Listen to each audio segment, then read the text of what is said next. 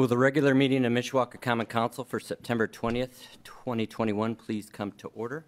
Members of the public will be asked to place their microphone on mute during the meeting, with the exception of any public hearing. At the appropriate point in the meeting, the council chairman will invite the public to unmute their microphone for purpose of submitting such comments, one person at a time. All persons wishing to make public comments will be asked first state their name and address for the record. After completing his or her public comments, members of the public will once again be asked to place their microphones on mute. Thank you for your cooperation. For those that you are joining us here in person, will you please place all electronic devices on mute, remove your hats, and would you please stand for the Pledge of Allegiance? I pledge allegiance to the flag of the United States of America and to the republic for which it stands, one nation, under God, indivisible, with liberty and justice for all. Thank you. Madam Clerk, will you please call the roll? Mrs. DeMade? Here. Mr. Benicki? Here. Mr. Hazen? Here. Mr. Mamalenti? Here. Mr. Emmons? Here. Mr. Belovich? Here. Mr. Compton? Here. Mrs. Volker? Mr. Hicksonbaugh? Here. Thank you. Approval of the minutes of the regular meeting September 7th, 2021. Are there any additions or corrections? If not, they'll stand approved as received from the clerk's office. Petitions, communications, remonstrance, and memorials. Yes, Mr. President. We have a letter from the Board of Zoning Appeals regarding their recommendations from their September 14th, 2021 meeting. Honorable members, a regular meeting of the Mishawaka Board of Zoning Appeals was held on the above referenced date, at which time the following use variances were considered. Appeal number 2021-27, an appeal submitted by Mark Shea, trustee to the Johns Shea Revocable Trust, and Rosemary Shea, trustee of the Rosemary Shea Revocable Trust, requesting a use variance for 318 West Cleveland Road and 320 West Cleveland Road, Granger, to allow for dog grooming and cat boarding on a C2 shopping center commercial property. The board, with a vote of 4-0, recommended approval. Appeal number 2021-32, an appeal submitted by the GLC MAP McKinley Trust, requesting a use variance for 422 West McKinley Avenue to allow a 3-tenant building, one with drive-through window, on a C1 general commercial zoning district. The board, with a vote of 4-0, recommended approval. This is signed by Carrie Myers, administrative planner. Thank you. We also have a letter from the City Plan Commission regarding their recommendations from their September 14th, 2021 meeting. Honorable members, a regular meeting of the Mishawaka Plan Commission was held on the above referenced date, at which time the following proposed ordinances were considered. Petition number 2021-13, a petition submitted by MFD LLC Miller Family Development, requesting to amend the Whispering Pines planned unit development to remove the restrictions as a senior-only complex to become a market rate, non-age restricted. The commission, with a vote of 4 against, 1 for, forwarded no recommendation. Petition number 2021-14, a petition submitted by GLC MAP McKinley Trust, requesting to rezone 422 West McKinley Avenue from C4 Automobile-Oriented Commercial District to C1 General Commercial District. The commission, with a vote of 5-0, recommended approval. Petition number 2021-15, a petition submitted by Stephen and Joellen Miller, requesting to rezone 821 West Jefferson Boulevard from R1 Single Family Residential District and C1 General Commercial District to C6 Linear Office Commercial District. The commission, with a vote 5-0, recommended approval. Pursuant to Indiana Code 36-7-4-605, the Mishawaka Plan Commission hereby certifies to the Mishawaka Common Council the attached proposed ordinance regarding the above matters. This is signed by Carrie Myers, administrative planner. Thank you, Madam Clerk. We have the introduction and swearing in at the Mayor's Youth Council. Yes, and I think I will go against Mr. Hazen's recommendations to make them wait at the end of the meeting. We'll let them go now. Sorry, Luann. Mr. Vice President, council members, Dave Wood, Mayor, one of the special nights of the year. Tonight, we get to swear in our class of 2021, 2022 Youth Council. Now, next year, we get to hopefully do that in much bigger council chambers, but tonight we've got a group of about 30-plus parents here to take the same oath of office that you and that I take, and that all of our public servants take. It's a oath we hold sacred, and one that we value very much. And so I think it only appropriate that the kids, our students, get to take the same oath. They will then depart this meeting and go upstairs, and they will select their officers for the upcoming year. And so we run this just the way the city council does their business. They will operate within their budget. They will operate within the Roberts Rules of Order, and they will effectively become Mishawaka public servants. This is a program that I consider to be one of my most important initiatives. I couldn't do it without the help of a lot of parent volunteers, and especially Lou Ann, who coordinates everything from here in the office, and my wife Jamie, who also gives up her time. This is a passion of hers as well as Debbie in my office, and like I said, many of our parents who volunteer as well. So this program, to me, is threefold. It's about community service, which we will come up with a community service project to this year. We think it'll be a continuation of the successful program for the Thanksgiving meals that we do. Kids will coordinate that. They will solicit donations, and they will pass out roughly 100 plus meals, everything from the Thanksgiving turkey all the way to the pumpkin pie, and we'll distribute those the week of Thanksgiving to Mishawaka families most in need. This program will also be educational.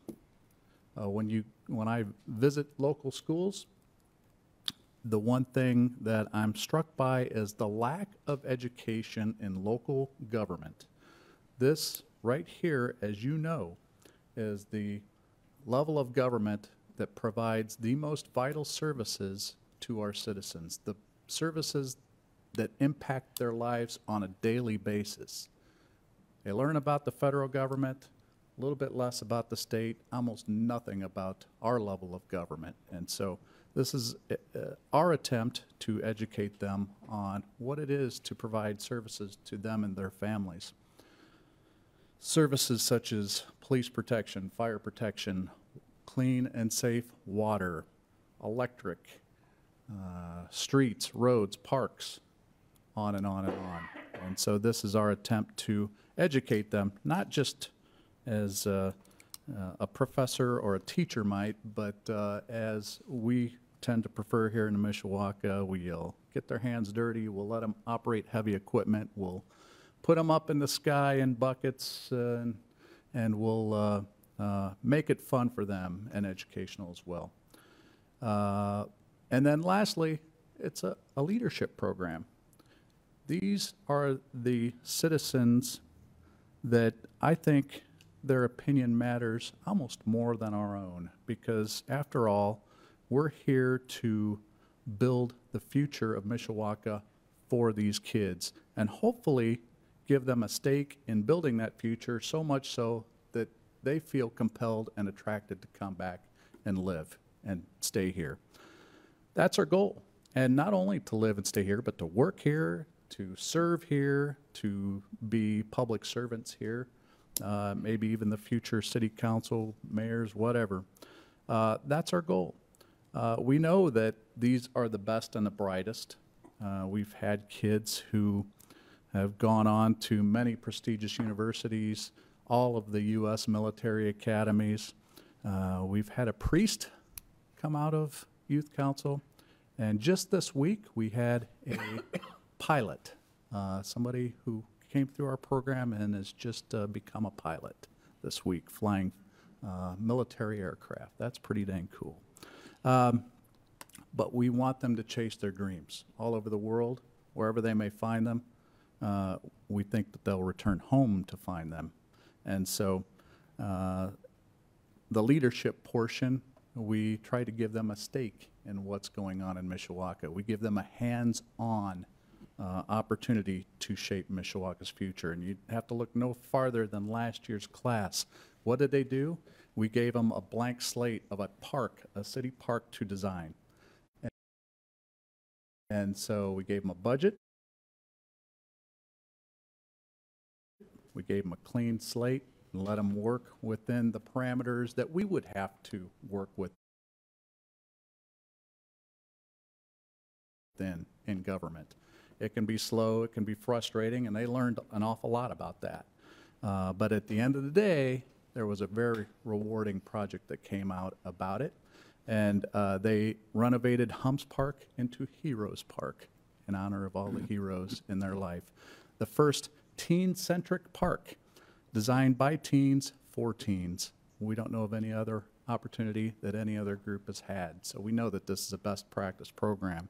And I'm going to let the cat out of the bag a little bit. I don't know if I'm allowed to, but I'm going to tonight take a liberty to say that our project that our kids designed last year just won the best placemaking project in the state of Indiana for last year. So.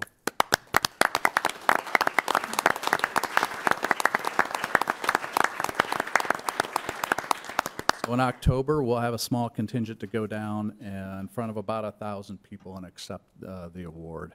And so the only difficult thing about that is that now this year we got to come up with something even bigger, I think, to let them do. But we have to look no farther than City Hall. I think we will give them a project within City Hall to work on. So I think they will have an ability to do a project there that will far exceed their time on the City Council and will continue to give back to the city. And when I think about these kids, I appreciate what they do. They come here silent in most cases, and then they become friends with kids who they might not have otherwise met. 30 kids from 3 high schools: Mishawaka High School, Marion High School, Penn High School. They meet kids, and in some cases become best friends with people they may not have otherwise met. They get the opportunity to get mentored by other kids who have gone through our program, or community leaders such as yourselves, such as the clerk, such as business leaders out in the community. Get the opportunity to see businesses from the inside that they might not have seen otherwise, to see what makes Mishawaka special. And so they'll have all kinds of opportunity that they might not have otherwise had. And we know that this is a good program because I get mayors from not just all over Indiana, but all over the Midwest looking to copy and paste this in their own communities. Several have. So I want to thank everybody involved, but most especially the parents, because this is a commitment that you make, as well as your kids, to make sure that they're here. They're given a great opportunity to be here. We expect them to take full advantage of it because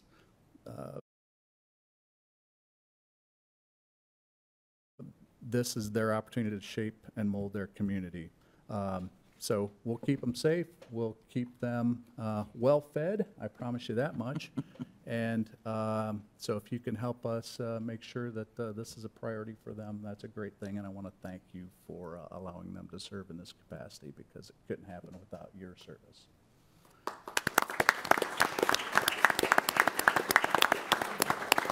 So with that, we will go ahead and I'll call the kids up. We'll go ahead, I think, and have them come up, accept their oath and their pin if they get a pin, and then return to their seats, in which case we'll stand when everybody is ready to, when everybody has their oath, and then we will stand together and we will read off our oath, and then we'll Once we get done with that, we will adjourn to upstairs and go upstairs and elect officers and get you orientation. So we'll go ahead and get going. So I'm going to go to the readers. I'm going to call you up in alphabetical order. So please come up here, accept your oath, and then walk through, and Mrs. Wood will give you a pen. All right, Albert Spalding.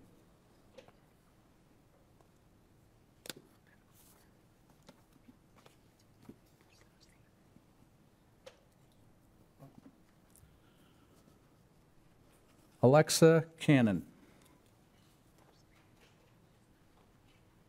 Some kids, as I said, these are in the best of the best, which means they are involved in a lot of activities. So some we know cannot be here tonight because they're involved in other school activities. And so I won't miss an opportunity to swear at them.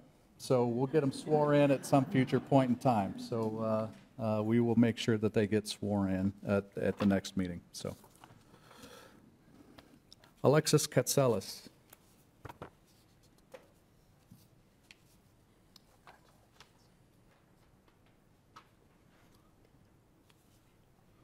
Bella Schatzel.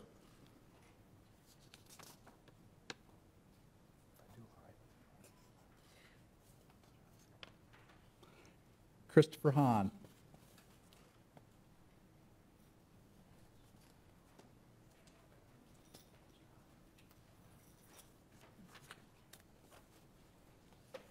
Clay Pica.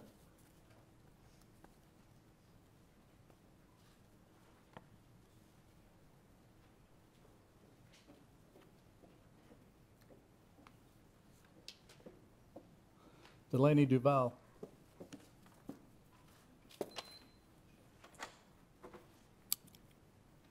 Delaney Gottbold.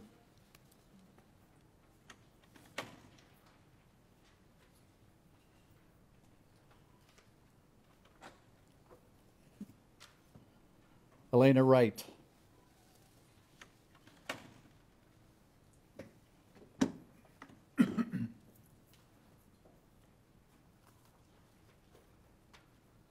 Grace Vandenberg.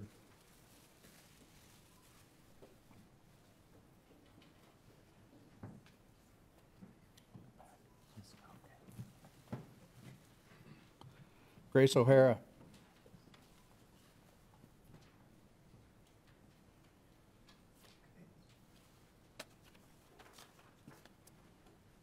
Isaac Prince. Sit with Mom.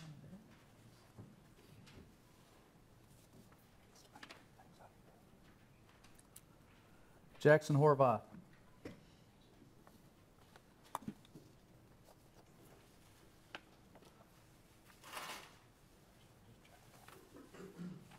Jacob Murphy. I know where he's at tonight. James Wood. Definitely know where he's at tonight.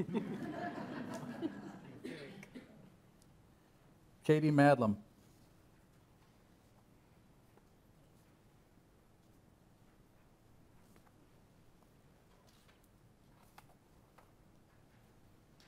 Kevin Murphy.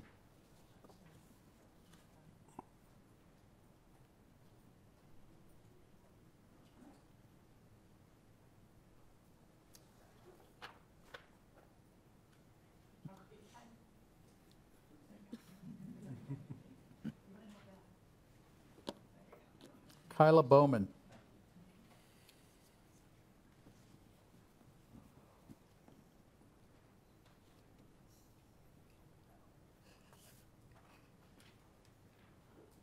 Laney Kasnia.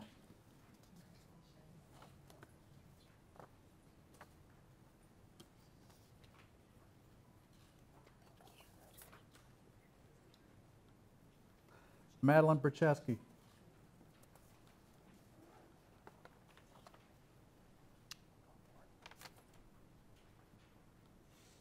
Maura Myers.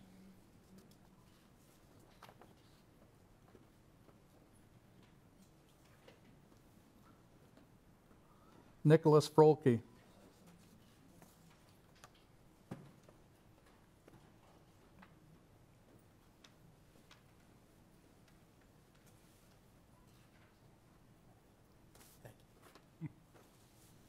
Patrick Anderson.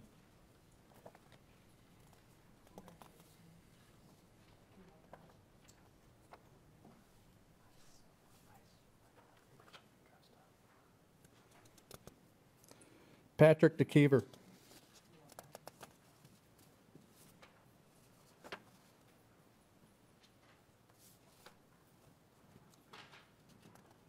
Reese Sutherland.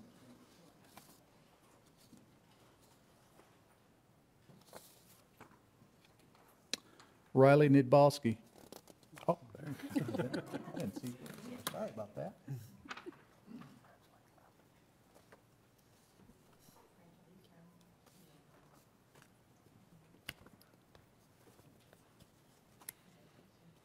Ryan Allman.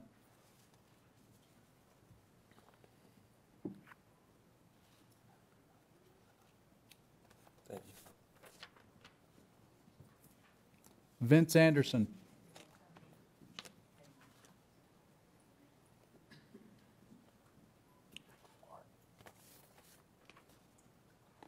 Wilson Wright.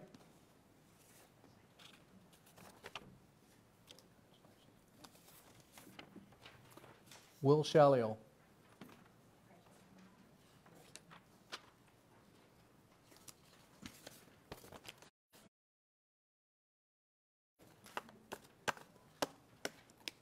All right, are you ready to go?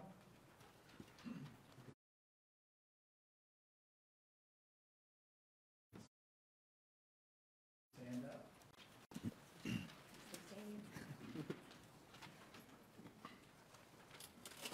Raise your left hand. Oh, right hand, I'm sorry. And repeat after me. I state your name. I, Bill Shalliel, Do solemnly swear do solemnly swear that I will support the Constitution of the United States that I will support the Constitution of the United States and the Constitution of the State of Indiana, and the Constitution of the State of Indiana, and that I will observe and that I will observe and obey the laws and ordinances of the City of Mishawaka, the City of Mishawaka, and that I will faithfully perform and that I will faithfully perform and discharge the duties incumbent upon me as a member of the Mayor's Youth Advisory Council, fairly and honestly, and to the best of my skill and ability, so help me God. Congratulations.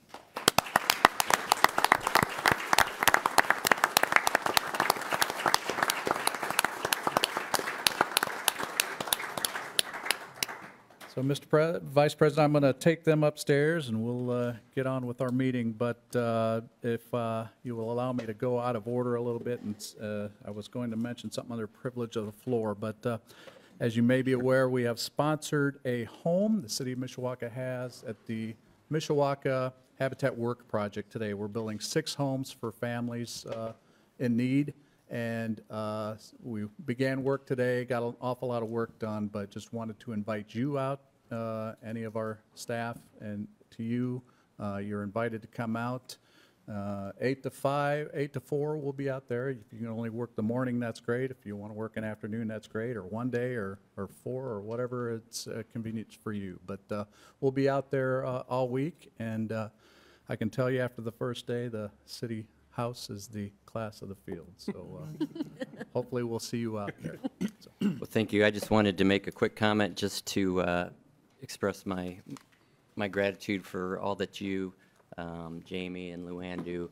There's no doubt why this is the envy of many around the state. So you guys do a great job. Thank you for everything you do, and look forward to seeing the next project. If it's anything close to what you guys did at Heroes Park, it'll be short of amazing. So thank you. Thank you.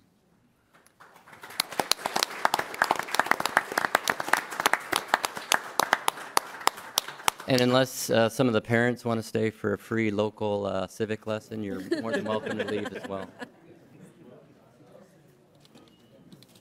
Mr. O'Hara, you probably should stay.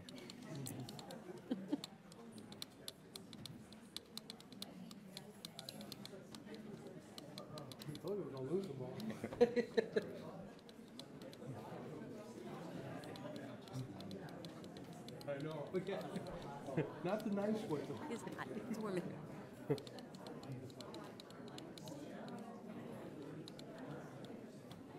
Good job, Luann. Oh, that's okay. Yeah. We'll get them upstairs. Okay. Crazy to see some of these kids that are now old enough to be in just nieces and nephews. Kent, Pledge. I think they're only taking juniors and seniors. That's what they were taking. They said no. They didn't. Said juniors and seniors.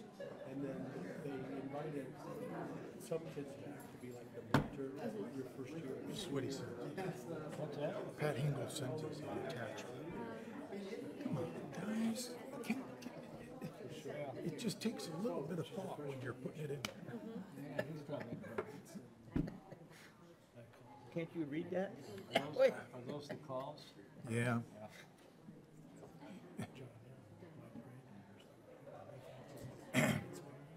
And I shouldn't say anything about that. It's possible that it loaded that way and it's back to. Did you see the video? No. No. Then Oh, well. Okay. Mr. VP.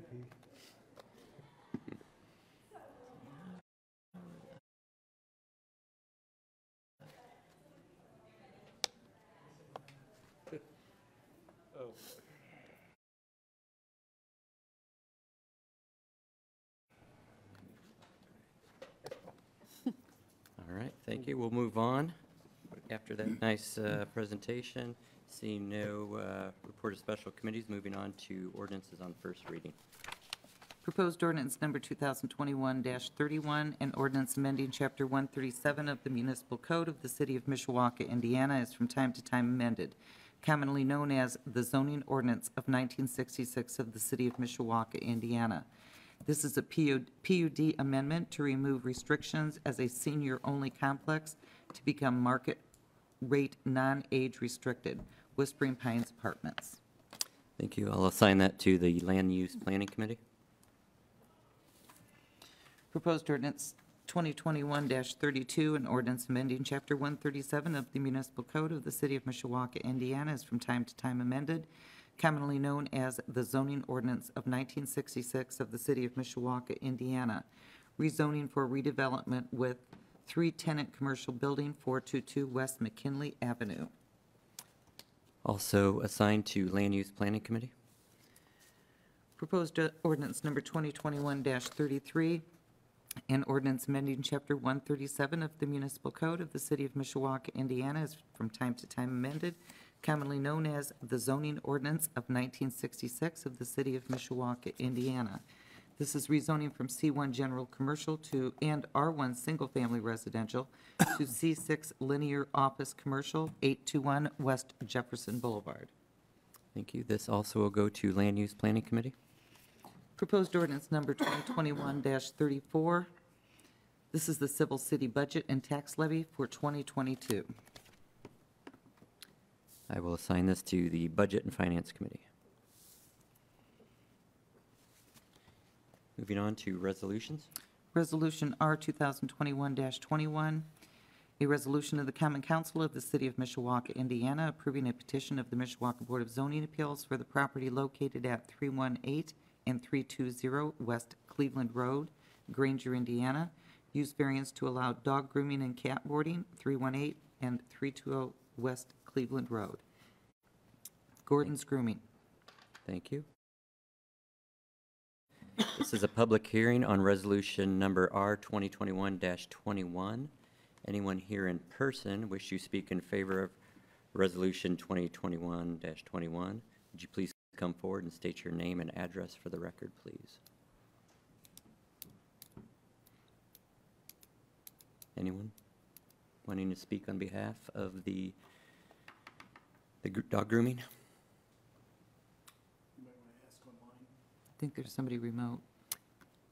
Seeing no one here in person, I'll open it up to anybody that is participating remotely. Would anybody remotely like to speak in favor of resolution R 2021-21?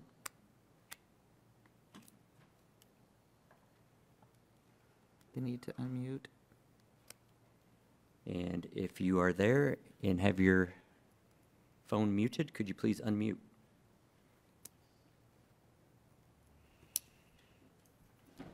Asking once again, is there anybody participating remotely that would like to speak in favor of resolution R 2021-21? Gordon's Grooming. Gordon's Grooming. Last call. There we go. I have hope. Did somebody chime in regarding Gordon's Grooming?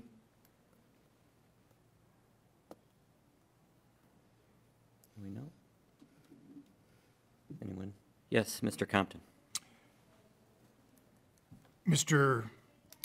Vice President, I make a motion that we postpone this variance request until we have representative from Gordon's Grooming here to discuss this with us. Do you want to give a date of the next meeting? We can postpone it to the next meeting, which Thank you. is October, whatever, Yeah. first meeting in October. Thank you. I hear a motion. Do I hear a Second second? that motion. I have a motion and a second. Madam Clerk, will you call the roll, please? Mrs. DeMade? Yes. Mr. Benicki? Yes. Mr. Hazen? Yes. Mr. Mamalenti? Yes. Mr. Emmons? Yes. Mr. Belovich? Yes. Mr. Compton? Yes, Mr. Hicksonbaugh? Yes. Motion passes 8-0. Thank you, Madam Clerk. That was a vote on postponing resolution R 2021-21.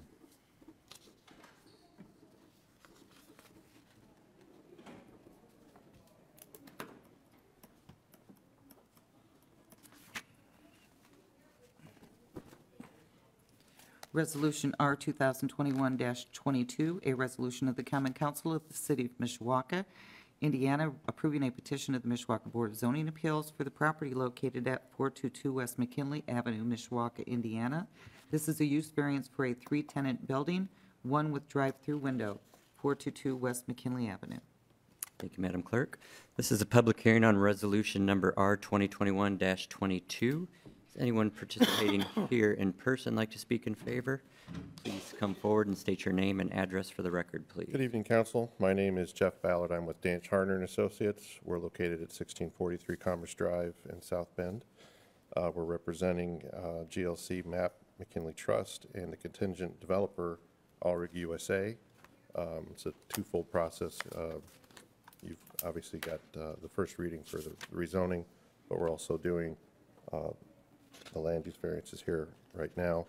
The contingent purchaser and owner of the property contacted the current owner with the goal of developing a proposed 3-tenant building to house a restaurant facility with the drive-through, retail store, and then a small sit-down restaurant on that current parcel. We did meet with staff. We determined that the best procedure would be to go through the rezoning process and also request land use variances to allow the restaurant facility with the drive-through, and also having 3-tenant and a single building with the C1 commercial zoning that we're going for as well. That's the summary, essentially. I can answer any questions if Thank you you. have any. Anybody have any questions for Mr. Ballard? All right, thank you very much. Mr. Mamlin? Oh, I'm sorry, Mr. Compton. Thank you. Mr. Ballard, Yes, is sir. this a spec building? Are there tenants lined up, or are you allowed to tell us? I believe I have heard tell of Starbucks. That's the only tenant that I'm aware of. That's the drive-through, I believe so. possibly? Yes. I can't commit to that, but Understand. Strong rumor. absolutely strong. Very good. Right. Thank you. Sure. Thank you. And the others are spec, as far as you know? As far as I know, yes. Thank you. Thank you, Mr. Compton. Anyone else here in person who would like to speak in favor of Resolution 2021-22? If not, I'll open it up to anybody participating remotely. Would anybody like to speak in favor of Resolution 2021-22? Is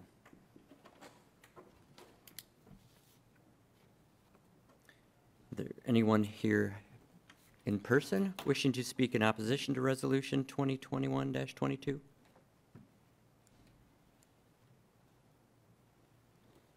Anyone remotely like to speak in opposition to R 2021-22?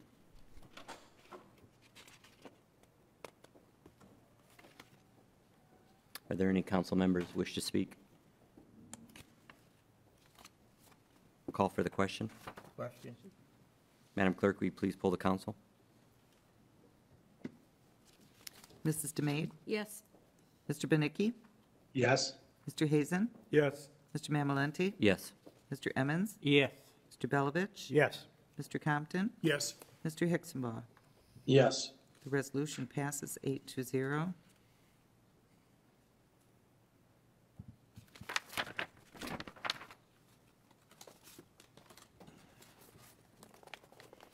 Resolution R 2021-23, a resolution of the Common Council of the City of Mishawaka, Indiana, introducing an ordinance for annexation, adopting a written fiscal plan and a definite policy for annexation for the property, a 9.15 acre parcel located north and east of 1420 Industrial Drive and west of Burkett Avenue. Thank you. This is a public hearing on resolution number R 2021-23. Is anyone here in person like to speak in favor of this resolution? Please come forward and state your name and address for the record, please. Mr. Vice President, members of the council, Ken Prince, City Planner. The parcel before you for annexation is a little over 9 acres. As required by state law, we have to identify any expenditures, additional expenditures that are required as part of the annexation process. We've been through this a number of times, but for those in the audience, we route these to every department, applicable department in the city, and they each have identified that they can serve the property under their existing budget. If you can imagine 9 acres attached to an existing, an industrial use that is already in the city is de minimis relative to the size of the city. It's not unexpected. The area is 64% contiguous to the city, and it is actually part of a larger island that I would expect to come into the city over time. So literally, the city wraps entirely around this piece when you look at the overall property that's currently a farm field there off Burkett. So what's happening is J-Mill Packaging is looking at their long-term needs and is looking to buy this 9 acres for their future expansion, even though they have no immediate plans to build a building or move forward with that expansion. They're essentially locking up the property so they can expand in the future, which we think is a good thing. I'm happy to answer any questions that you might have. Thank you, Ken. Any questions for Mr. Prince? Thank you very much. Thank you. Anyone else here in person wishing to speak in favor of Resolution 2021-23? Is there anyone participating remotely that would like to speak in favor of Resolution 2021-23?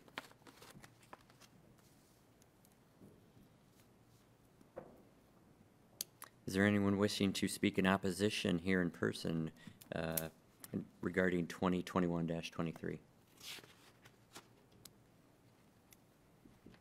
Is there anyone participating remotely that would like to speak in opposition to Resolution 2021-23? Please unmute.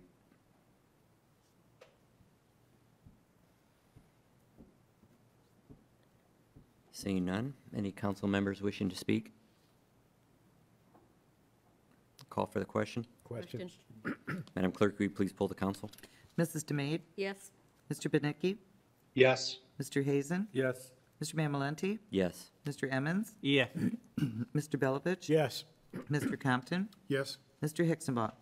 Yes. Resolution passes 8-0.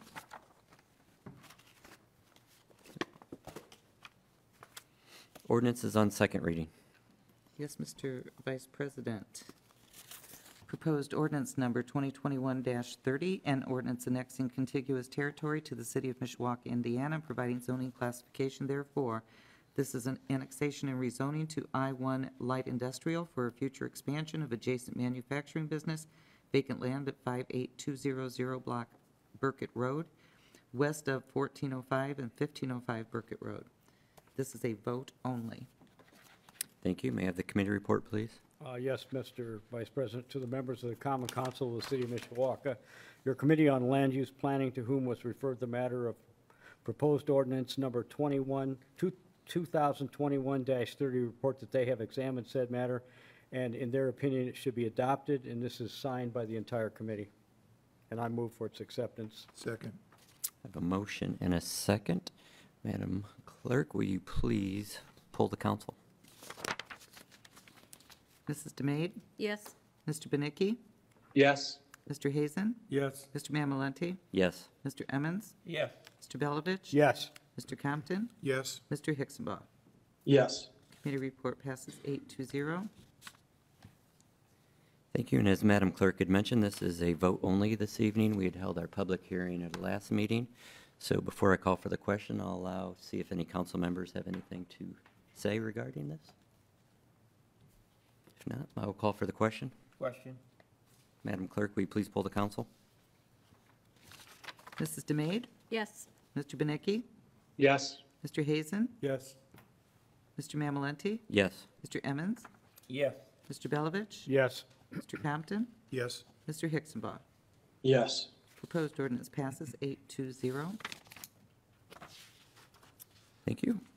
Our next item is privilege of the floor. This is the portion of the meeting that members of the public are invited to come forward and speak on non-agenda items. I know we do have quite a few people here wishing to speak this evening. If you could just come to the podium, state your name and address for the record. And we will start with the folks that are here in person before I open it up to the members participating remotely. So at this time, I'll invite anybody to come up and state their name and address for the record, please. I know somebody's got. Sure, come, please. Please.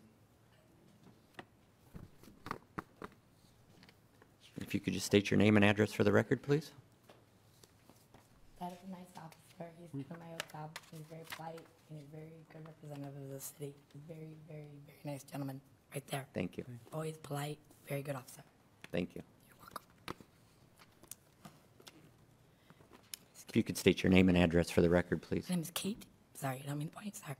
My name is Kate Coombs. I live right around the corner. About a half a block. Soon to be probably moving to Mr. Pericini's place across the street. Amen. You're okay. There's a lot going on around me right now. It's not really pretty. And it's not just me. It's not me that I'm worried about because I'm strong and I've been through this before. I've been through a camera house for taunted and creeped out by whatever, a Mishawaka firefighter and his wife. Yeah, it's true. I'm not going to say names. Anyways, so it was very sick and tormenting. Actually, 2 firefighters where I had to call Caleb, I was scared for my life. I was home alone, middle of winter. It was very scary. So I lived through that. I got out of it. Then my father helps me find a new apartment right around the corner. Guess what? Another camera in my home and privacy invasion. I'm not saying I'm Aaron Woods and whatever, take a picture and $5,000 and lock him up later. Could you imagine from September, and you find out in December when you're watching a man critique you as you lay down in bed by yourself? And you're like, wow, I just heard him critique me. You know what critiquing means? Excuse me, Mrs. To Coombs. follow every movement. So you need to hear this, guys. Would you mind, just so the It's 2 folks, minutes. I got Mrs. 45 Coontz? seconds, 46. No, you have plenty of time. I just want to make sure that people can hear you. So if you could just Okay, long continue to yes, face Mr. Mamaletti. Is the Kristen your microphone so relative, people can. Kristen? You know Kristen Mamaletti? Of course I do. Who is that to you, sir? Is a cousin of mine. She's a very nice girl. I went to school with her. Thank you. You're welcome. Long story short, whatever, there are the hillbillies in my book. Because that's pretty sick of what a first responder would do to a woman. Sorry, officer, right? Pretty sick. Yeah, I lived through it. And now I got a Catholic attorney.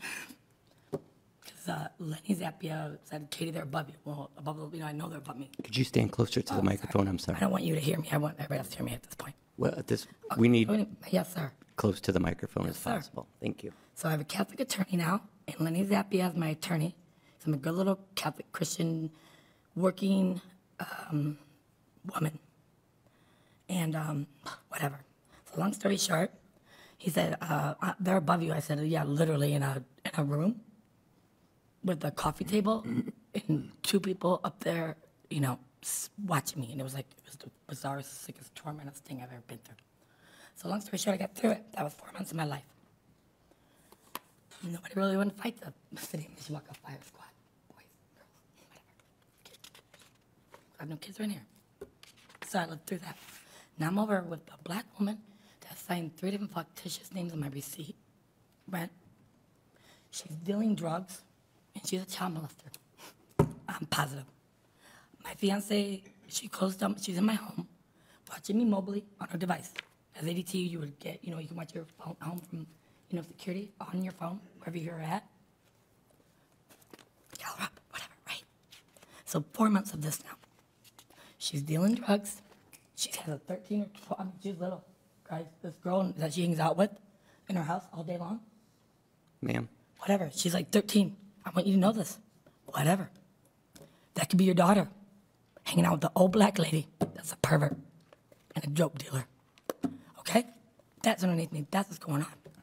Then I got to her dealing with the drug guy. I'm not, whatever, no names right now. I don't care. And the old man behind me is dealing with about 14-year-old boys. They weren't 18. I can look at somebody and tell you how I'm crying, man. About 14-year-old boys behind me. Okay, so long. Ma'am. Long enough. Ma'am, Mrs. Coontz. Mrs. Coontz. Mrs. Coontz. Yes, sir. Nobody can hear you unless you face So a long the story council short, and I would love to run for and- city council and put all this behind me, and really I would. I just want you guys to know what's going on at 525 East 4th Street. My home. I guess she called me apartment B on top, so I'm apartment B. They have one mailbox. I've got mail from the crew in the back, which is a federal offense. Forget the, whatever. It's really scary for me right now. They haven't moved their vehicles in a couple days, and they're really is scary for me right now. And I can't afford to move to the first of the month. Well, And then the officer, ended up in jail over the weekend because I called for help. Because they were watching me, her dealer, whatever, that came to every Saturday night for the past 4 months. I don't care who he is. Because they're watching me and perving out on me, guys. Sick, and I had to stop. I called Lenny. I said, man, sir, what I do? Mr. Z, call the cops, he said. So I did, and I ended up in jail. They ordered me, it's over, and I told the judge exactly what's going on. Times 2. okay. What I do now. Extremely sorry you're going through this. Yeah, me for the too. last 4 months. You know what else? I have one more think thing to tell you. If I could just finish And I might have a speaking. civil suit on this society. I want to tell you one more thing. Then when I got arrested, it ain't silly, it ain't cute, it ain't funny. There's nothing silly about this at all. To be your daughter, your wife, home alone. Sure. Okay. So, I was really disgusted with one of, whatever. My mom, I love the cops. I have respect for the cops. I'm a good woman. I have family and nephew on the force. That's a great cop. He's a gentleman. He is. This cop that put me in a squad car, and if they already knew what was going on, and they know she's dealing and she's creeping, whatever. You hear me? So anyways, I called for help, but it didn't work out my way. I went to jail anyways. I got it released. But the officer's name, Lunderman, whatever. Very, very tall man, probably 50-year-old, some man. He mentally abused me in the back of that squad car for a good 20 Well, ma'am, this seems to be It really, you know what? matters. If I Yeah. could just finish talking, and I want to help you out as much as possible. I think you're probably better served to just exit here and speak with the great officer, Mr. No, please Faltinsky, wait. that you Let's spoke get to. my address, sir, Mr. Mamalani. We do have that, 525 Yes. East 4th Street. And I'm suing, at this in point, apartment I B. don't care about, I don't want to go back to these properties. Sure. I don't want to retrace my steps through horror houses. I mean, like a Halloween house, guys, who would? Okay. Well, I think you probably, your best help would be to But I know. step outside I and want you speak guys with to know what's going officer. on. I appreciate that. And I think that offer needs to, be unpaid leave for a little while. We definitely, I think, I'm pretty confident that 8 of the members have written down the address, and we will be speaking to And it is also, Officer. October is domestic Excuse me, ma'am. violence month. Can I just finish, please? Beat down women, mentally or Okay. physically. We've written down the address. We will speak with Officer Faltinsky shortly after this meeting. We hope you figure everything out, and we'll be in And his touch. name is Lunderman. It's not Zazinski. Thank you. So let's get it tight and get it right, community. Thank It you. ain't tight over there and right at all. Thank you. These kids, it ain't molesting kids underneath me, and they ain't dope dealing behind me. Okay. And I had to call them. She turned the music up for 3 nights before I called, because I would call at 10 to 8 in the morning. They ain't keeping me up all night. Thank you. I don't have money to move to brain jury, okay? Thank you. You're welcome, sir. Thank you. I want you to know what's going on. I'm moving over here to Pericini. I'm putting it behind me. Appreciate it. All right. Thank you very I'm much. going to NUPTEC classes, and maybe I'll run next year Thank you. with these women. It's a great woman. Thank you. You're welcome, sir. Tell Kristen hi. And you tell your family hi as well. I will. I will. Thank you. I always tell my mom, Mishawaka, PD love. Thank you for listening. Thank you. I was right behind you. Thank you. Anyone else would like to come and speak on privilege of the floor, please? Thank you, Mr. Mamalani. Thank you, Mrs. Kuntz. Maybe I'll see you guys next week. Thank you. Oh, boy. Mr. Vice President, Yes. I've just been informed that we had the petitioner was on and is having a hard time logging in. Okay. Do you want us to try to get them logged in again? I think that would probably be in our best interest to do that, if that's fine, Ms. Hahn. If we could just jump in and sure the folks that online, the petitioner has now been able to log on, and we will open that back up. Let's see if he can get back in. I'm going to ask Patrick if maybe I don't know if it's this caller that we have on, that you Okay. see on, see if he can get that person logged in. I didn't get much out of that. And this is for Resolution R 2021-21. It is 5:20. 523. East 4. Okay. Is her apartment. Okay, they are muted, and he's trying to get them to unmute. So I'll keep working on that if you want to keep going, and then we can have them at the end. Sure, absolutely. So we will go back to privilege of the floor, and as you guys have heard, we do have some unfinished business to come before the council. So I know several of you guys are here to speak on certain issues, just so we can get everybody through in a timely fashion. We can try to limit it to perhaps three minutes per person. We'll take notes, and we'll go from there. I'll keep it short. Sure. Lacey Hahn, I'm at 604 West 13th Street, Thank you. corner of 13th and Wells. Here tonight with some of my neighbors from the West End. We've all spoke to Woody a few times too. We're having our neighborhood meeting starting again this Thursday, which we're all really excited about. They come at a perfect time because there's been a definite increase in crime activity in our neighborhood. I would say over the summer heavily, and then maybe in the last 60 days. So as I mentioned, we are taking some steps to start meeting again in person. But we're here tonight just to let you know that we need something to be done. We want to keep our neighborhood, the nice, wonderful neighborhood it's been for years and years. And we're looking for solutions that maybe you can offer us before we meet on Thursday or go any further with making some moves. Are there any solutions you can provide to us as private citizens, what we can do to help keep our neighborhood safe? Sure. Well, thank you for coming this evening. Does anybody have any questions or comments for Mrs. Hahn? I would just like to make a comment. I think that you're doing everything, taking the right steps, starting out. You're in great hands with Councilman Emmons, and now that his meetings are opening back up, you guys have that avenue to voice your concerns as well. You guys are always welcome to come here as well. I highly recommend coming to the privilege of the floor because you have the eyes and ears of typically 9 council members. And I would just continue to suggest to go to Mr. Emmons' meetings, and he takes wonderful notes, and I know he does a great job of following up, but you also have 8 other members that can help you guys out as well. Okay. So I think you guys are doing all the right things at this point. I know that we've been kind of up to date, or at least I have, on some of the properties Just on that trying to be a Facebook little page. more action focused, you know, what can we do? And it's been a while with COVID since we've all been able to kind of get together and share our concerns. So now Sure. it's just kind of start taking those action steps. Well, absolutely. Mr. Belovich? Mr. Vice President, I'd just like to say, first of all, I want to thank you for coming to the meeting here this evening. And anytime you see something that you feel is totally improper, or there's something suspicious going on, don't hesitate to call the police. And that's what you need to do. I have on occasion, you can correct me if I'm wrong, I will call the non-emergency before I kind of call 911. Is that something you would suggest if you don't feel like it's an emergency? Start with non-emergency, or do you think 911 is a suitable Well, I think if alternative? you need to have someone out there quickly, you feel you need something, Okay. needs to be stopped, you call 911. Okay.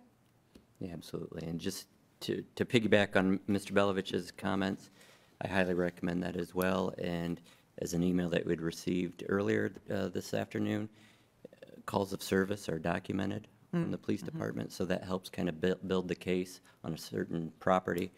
First question that one of us will ask is, how many calls have the police been? Okay. And if it's a long list, then it could possibly be deemed as a nuisance property. So, Mr. Compton, I know you had yours. Yeah,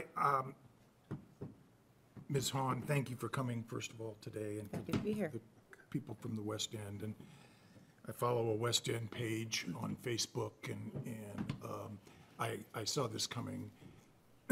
And I'm glad that you're communicating. Unfortunately, this is not just the West End. This is all of Mishawaka. It's all of this country, and it's going on all over. And I think all of us don't know why. We can point fingers at COVID. We were wrapped up. People feel frustrated. There's a lot of weapons in our society. People pull them out quickly. You add alcohol and a few other things, and it really creates a problem for us. We need to be diligent. We need to document, and we need to contact the police. Unfortunately, in that process, it's not overnight. There's a lot of fentanyl and heroin in the community. There was one in my neighborhood that took months for us to get that house back. And it all happened, in that case, because of a tax sale. They forgot to pay their taxes. So that's how that house got emptied, turned around, and has neighbors that are more respectable to the neighborhood and the other neighbors. I encourage you. I know it's frustrating. If it's next door to me, it's frustrating. But I encourage you to document and call the police, and try not to get too frustrated, but continue to do that. As our Vice President said, this is documented. This information is documented, and that's what needs to be done for the city attorney and for the police to make a case against a household, a landlord, a landowner, whatever it might be. And it is frustrating and is time-consuming for our police department, for our legal department, and for all of us, for the neighbors. Unfortunately, laws are set up with the idea that people will abide by them. And here's these rules, and if you don't, here's the punishment, and people abide. Well, it seems today people are just kind of thumbing their nose at all that. And it's very frustrating. And I don't think any of us have a solution. Mr. Emmons and I were talking earlier. If we had the solution, people from around the country would be coming to Mishawaka asking us what that is. We don't have it. We have the tools we have, and we ask you to use. We certainly don't want to walk away from it. We certainly don't. That's not our intention. But it is challenging, and it is frustrating, and it is time-consuming, unfortunately. Those are my comments on it, right or wrong. Thank you, for coming. Thank you, Mr. Compton. Before I let Mr. Emmons speak, I just want to remind folks that if you could just hold off speaking until you're at the podium so the folks on online can hear you as well. So go ahead, Mr. Emmons. Okay, thank you, Mr. Vice President. I just want to make one comment to the group that's here tonight from the West End. You're doing the right thing. You got together, you're issuing your concerns of what's going on in that part of the West End, and I applaud you for that. Taking the first step from last Thursday, you came tonight with another step. We have another step on Thursday. I've already an appointment with the chief of police to talk to him about the problems that we're having in that area. That is another step. And once we get some information there, we can express to him what we feel is needed. Those are the steps. And as I said the other night, the more people that get involved, the more information that we can gather, the better off we're going to be. And I applaud you as a neighborhood of sticking together and communicating to the right people. And as I said the other night, I can assure you something will be done. It takes a little time, but as long as we work together and we stick together, and that we can get it accomplished. And like I say, I want you to come to my meetings, not only just for this reason, but any other concern that comes up. We have guest speakers that try to address different problems in our neighborhood, and so the more attendance that we get, the better off we're going to be, and the more solutions that we can come to. So I want to thank you again for coming tonight, coming for last Thursday, and I hope to see you Thursday night at St. Babel's. And like I say, as a reward, we'll have West End Bakery there. So, thank you. Who's your guest speaker? Yes. The guest speaker, which I'd announce under new business, is Mayor Wood. He'll be there talking about the state of the city, and he'll be there to answer any questions after he makes his presentation. So please try to attend. And anybody else that you know, please have them come also. So thank you. Thank you, Mr. Emmons. Mrs. DeMade. Thank you, Mr. Vice President. Sure.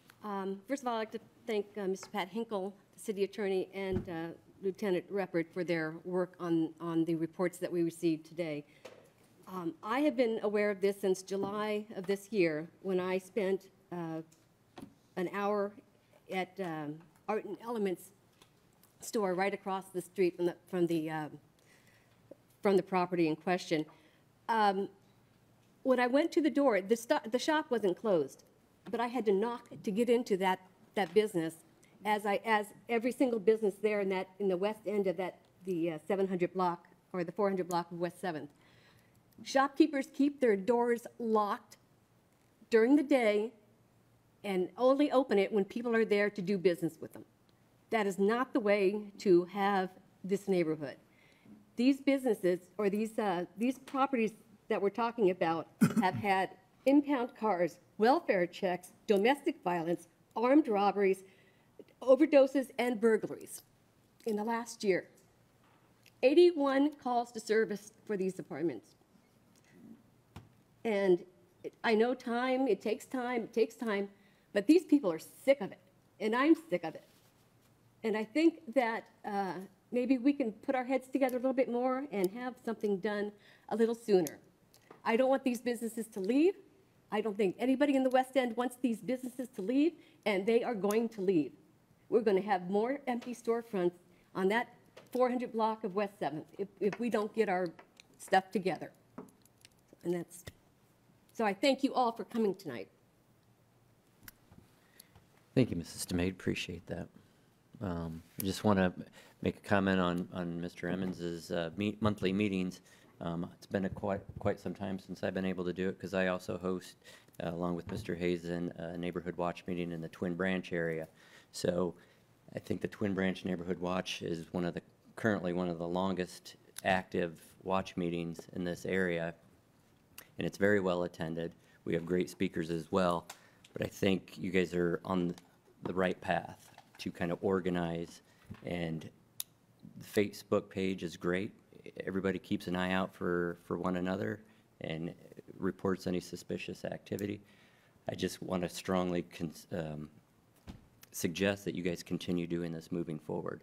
I know it's so much easier to do when there's issues going on, but everybody seems to be quiet when things are fine and quiet.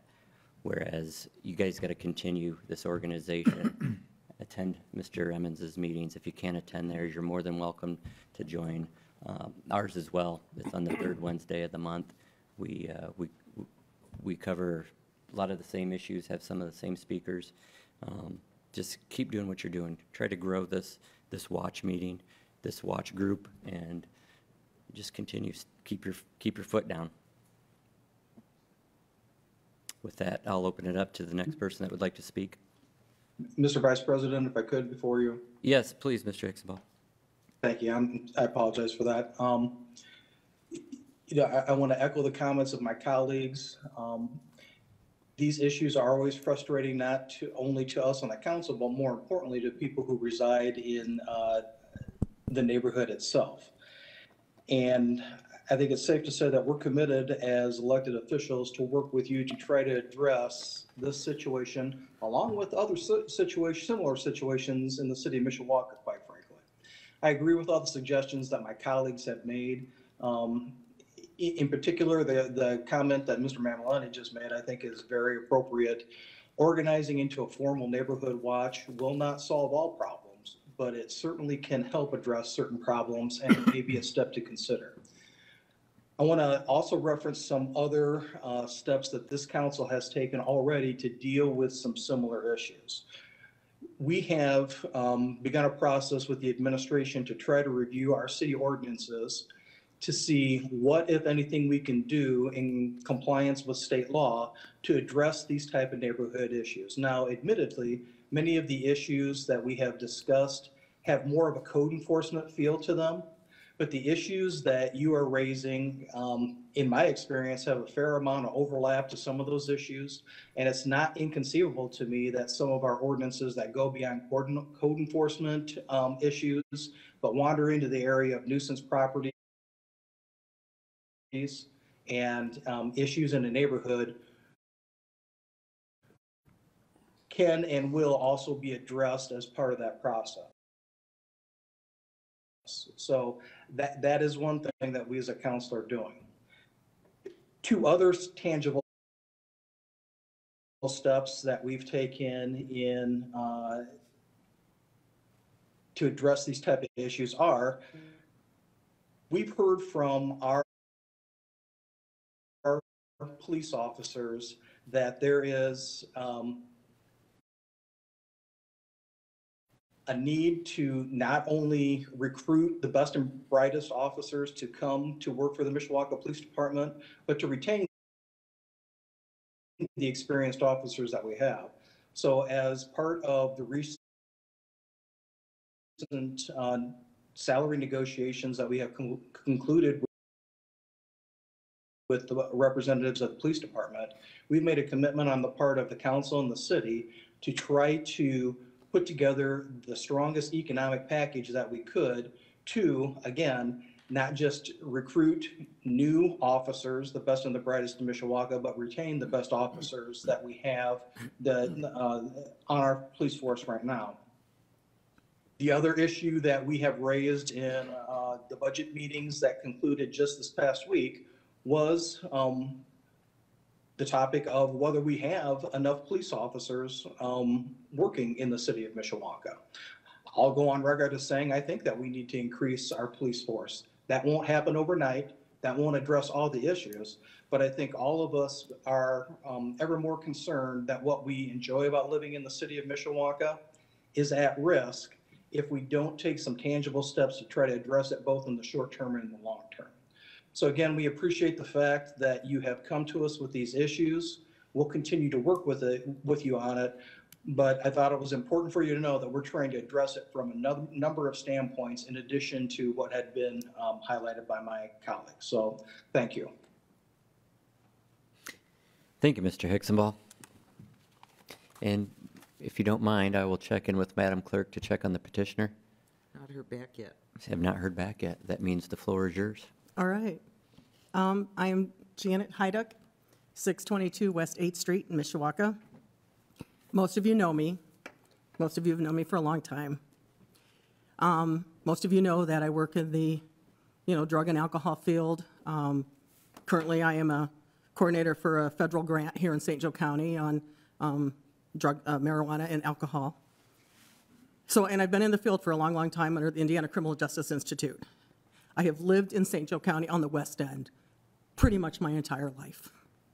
I can tell you that we've had issue properties off and on through the times I've grown up, but I can tell you from living here in the West End that it has not been as bad as it is since probably 6 to 8 months ago or so. It is getting, in my opinion, scary and out of control. My family owns a business on West Street in the West End.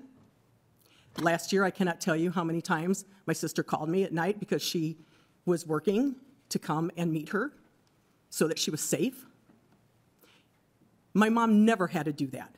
She could be there with no problem.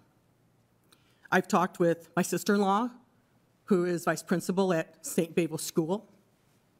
They're seeing issues. They have had kids see drug deals outside the windows. They may not report it, but she's there and the kids see it. I have never heard of stuff going on like it is now. People up and down 7th Street, 8th Street, the alleys, people stealing and the cops being called, gunfiring. This is my neighborhood. This is our neighborhood.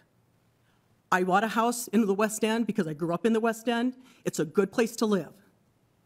I'm angry at some instance because I shouldn't have to worry about sitting on my front porch or in my backyard that something's going to happen.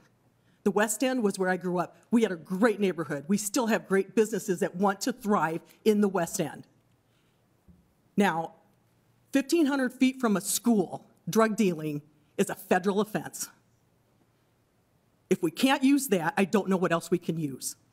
But we have to look at, and I understand you're more than willing to help, and I appreciate that. I appreciate looking at the tools we have. What ordinances do we have? What zoning laws do we have? What federal laws do we have that they can come in and help out? I've worked with DEA. I have worked with HIDA. They can come in if we need them to. And I don't want to say anything bad about our police department because they're great, they're overworked, they're probably underpaid, they are out there all the time. But we need to have some sensible solutions coming up down the pike so it continues not to get entrenched, because I do not want to see the West End entrenched like it is on the west end of South Bend. Because once it's here and it's entrenched, it's hell to get it gone. We're going to have to learn to live with it. We shouldn't have to do that. We have to make people responsible for their properties and for their tenants and whoever else we need to make responsible for being good citizens and good neighbors. I have said this, my neighbors are coming on Thursday night. We have a group, Woody, I'm sure will be there. You may be surprised because people are fed up. People want to raise their kids in these neighborhoods. And I don't blame them. I don't blame them. And so I'm just saying to you, we want to help you. We are more than willing to do legwork. If there's things we need to research for you guys, if there's things we need to look at, if we need to come up with some really crazy solutions that maybe will work, we are willing to go that extra mile because we all live here, or have a business here, and we care. And so I just want to get that on the record. I wasn't going to talk tonight, but I feel like I really have to. And I appreciate Maggie, I appreciate Woody, Matt, we've talked. I appreciate you guys wanting to work with us on this. We have got to do better for the West End of Mishawaka, no longer neglect it. It needs to come back, and we need to do something. And I feel for Mike because I feel like the same thing is going on the north side and Central Park and all Broadway, all that area. I feel for that area too. But right now, all we can do is look at the West End because we need to have something done. And so I just want to say that, and I appreciate that, and I do look forward to working with you guys on this. Thank you. Real quick, I just want to thank you for finding the courage. If you could step up, thank you. If you could come by the microphone just so others can see you.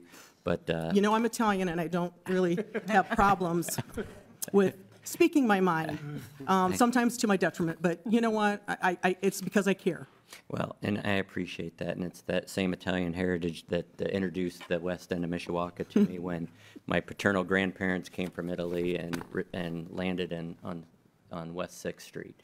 So my memory of the West End and 6th Street is pristine, and it's up here where you see the manicured lawns, et cetera, and it is disheartening to see. And I have to degrade. say, I'm Sure. sorry, You're fine. Matt, I'm sorry, but I have to say too, we worked so hard for us to really want West End Bakery to not go away.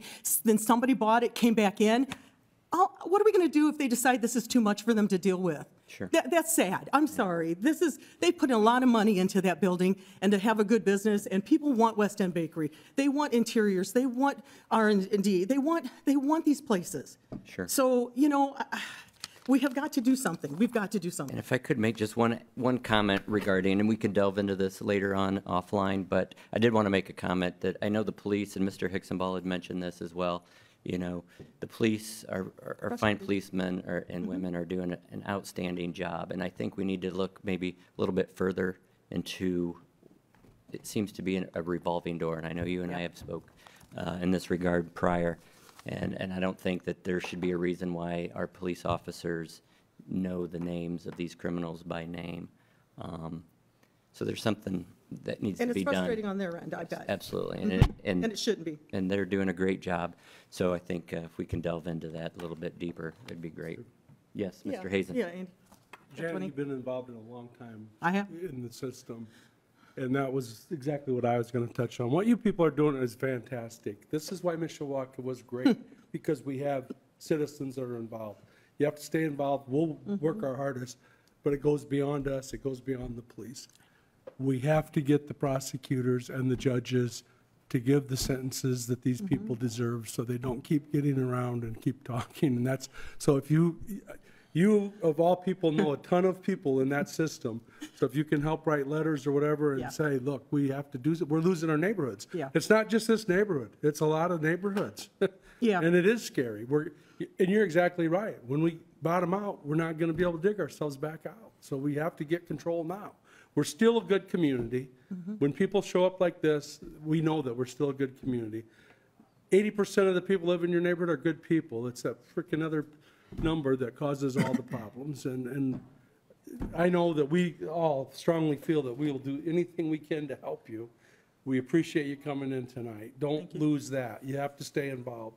One thing I don't want to push, because I don't know that much about electronics, but one thing that Twin Branch does is the, what's that, Ring, and any kind of system that you can get that put on your door and see who's outside. And they put it on the Facebook, like Matt said, they put it on Facebook, hey, there's two guys walking from my house, don't belong here. And it helps a lot. There's two guys checking doors on 6th Street. Yeah. I mean, that's something you can possibly do. Call the police every time you see something. If your gut says there's something wrong, there's probably something wrong. Call the police, that's what they're there for. And I'm serious. If you feel like something is wrong, then there's probably something wrong in the situation, so call the police. And Tony, I agree with you that we need to get the prosecutor. I kind of get disappointed that maybe some of this stuff gets dismissed. And I think that's part of the issue, is if you know you're not going to have to worry about it, you can just continue doing what you're doing in a neighborhood.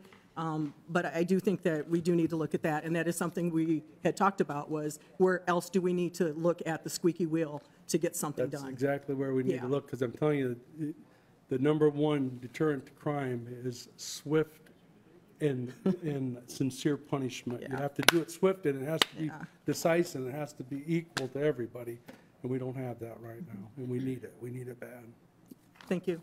And real, Yeah, Mike. and before I switch over to these questions over here to Mr. Hazen's comment, Ring doorbell is always great, and there's also an app or a community called, I believe it's Next Door Neighbor, or Next Door app, and it's a way for people that all reside in a certain area. If there's a notification, if one of you guys posts it, it gets populated to everybody around that area, so it's a good way to be vigilant. So just wanted to mention that as well. So, Mr. Belovich. One thing, I think what, the city wants to do is we're trying to move forward and have these two buildings declared nuisance residents. but it takes time to get that done. And I know with some of the federal regulations that have been passed because of COVID, it's difficult to move people out of rental homes or rental apartments. But I think as, you know, as soon as we possibly can, we want to do everything we can to rectify that situation. And if the owner of that building or those buildings isn't willing to cooperate, I think the city's going to do everything possible to try to have those folks removed from those residences. Thank you. Yes, Mr. Compton. I just wanted to throw in a couple other comments that we just went through budget hearings with the different departments, and police was one of them. And they are implementing some tools that I'm not really comfortable talking about. I'd want them to bring them out. They may or may not be helpful in identifying people in these situations, but they sound pretty interesting, pretty high-tech. You know, just some high-tech surveillance going on in the community that we don't know is existing. But it's a little bit scary, you know, really, but it almost needs to be done. We need to watch people. And if you're not doing anything wrong, it should be, you know, it's the same old story, shouldn't be an issue to you, but, you know, I understand that personal, you know, thing. People don't like to be watched, but things are being done, and it isn't things that get out into the public for, you know, for positive reasons. The other thing is that, do we know if this is an in-town, is this a Mishawaka person that owns this property, and have the neighbors talked to this person? And I don't know. Good. Good. Well, I'm glad. That's another positive thing for me, that because so many of these properties are not owned by people that are in our community, and they're really hard to deal with. Yes, they are. At least we have someone here. By this individual being here, it shows me that he's concerned.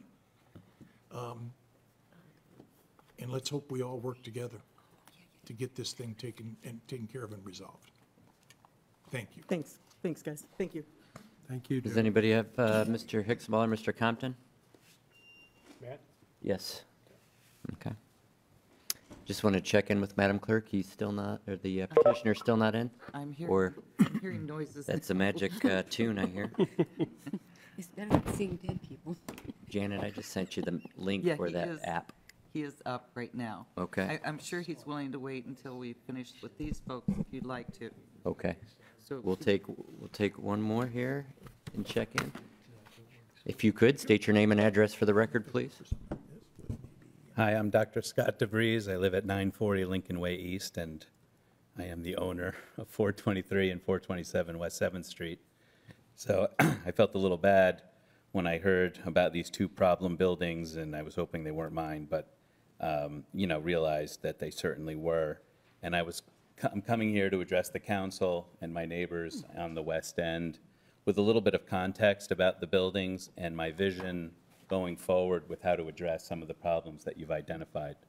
Mr. DeFries, if I could interrupt just briefly, if you could just address the council so people online could hear the microphone. Sure. Once we turn our head, it's very difficult for the other folks remote to hear you. Thank you. So I bought these properties in December of 2020. I was a university professor. I taught over at Bethel College and then down at Manchester University. And with some of the demographic decline that we've had here in the state of Indiana, and with COVID, my position was eliminated. And so I used some savings and some equity that I built up in my home over at 940 Lincoln Way East. We've lived here for a long time. In fact, I've been to a council meeting before. I think the last time I was in here, it was because my two daughters, Anna and Sophia, were part of the BeagerBots robotic team, and they had made an appearance all the way at the national competition, and they were honored here. So I say that because some of my daughter's glory can reflect a little bit on me, I suppose, but also to let you know that I'm a longtime resident of Mishawaka, and I'm really concerned about making sure that this city gets better and better. And so when I was deciding what to do, I landed on the idea of doing property management. I'd done that a little bit before as a graduate student when I bought my grandmother's house, and it was a 2-flat out in New Jersey. So I'd had some experience doing it, and when I saw these properties over on the West End, I said, you know, there's a lot of promise here. They're a little bit run down, they're a little bit dilapidated, but I believe there's some improvement here, and the person who was selling them was trying to get out and had a very specific business model, and the idea was to provide people who had criminal records with a place to live. And that's not my business model, but you know, I understood from the seller that that's what was going on. And so some of those tenants were tenants that I inherited. With regard to the two properties, 423 West 7th was completely vacant when I bought it.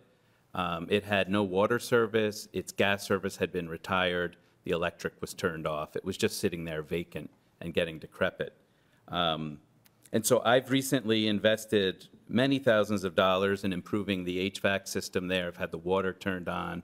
I've replumbed the apartments that are there and have managed to rent 2 of the 3 apartments after extensively renovating them. And I'm working on the 3rd. In fact, I was there all day today, repointing some of the brick in the apartment upstairs.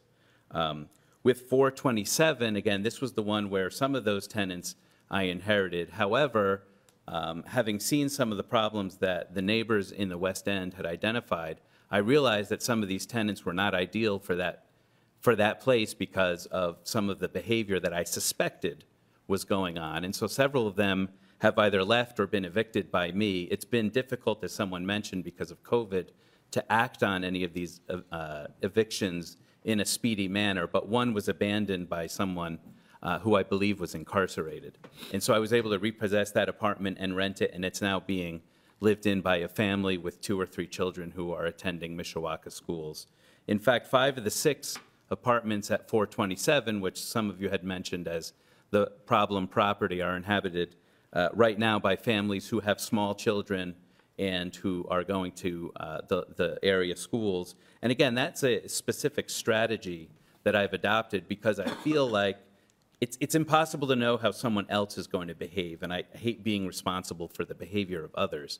But if I can identify tenants who have small children and families and are motivated to have a place to live that I can maintain in an ever-improving condition, that those are the types of tenants that I believe should be there. And so that's what I've tried to do with regard to the tenants. I've improved 3 of the 5 apartments in there already to make them more attractive to different types of tenants. And specifically, I've also changed the locks and gotten some security locks where you can electronically program them so that if tenants allow access to their building, make copies of keys, and then discover that it's someone that is there that they don't want, those codes can be quickly changed and the problem people will not have access anymore. In fact, I did one of those changes today.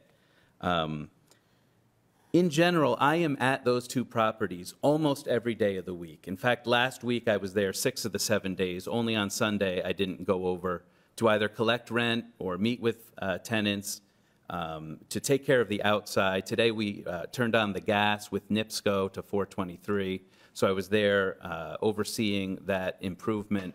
And most of the time, I'm just fixing these apartments up either for the tenants themselves, if there's problems, or to try to get the vacant area rented.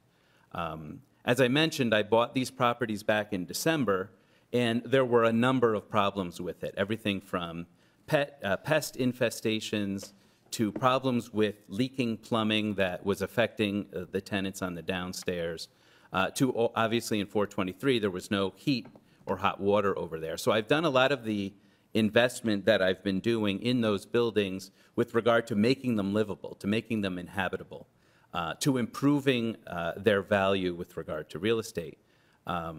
However, some of these issues, whether your apartments are nice or not, if you have a tenant who's become a problem issue, or if there's visitors of those tenants, it doesn't matter how good the plumbing is or what my vision is, it's going to continue to be a problem.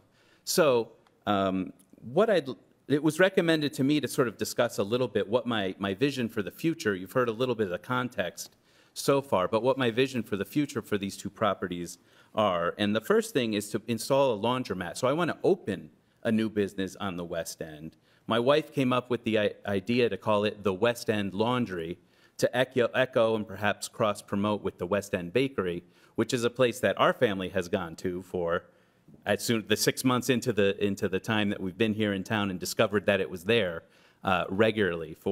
Even for some of these bigger bot events, we would go there and get a dozen donuts and frequent that local business. Again, my concern is the city of Mishawaka and its improvement, and specifically to identify previously vacant buildings, invest in them, and open businesses there.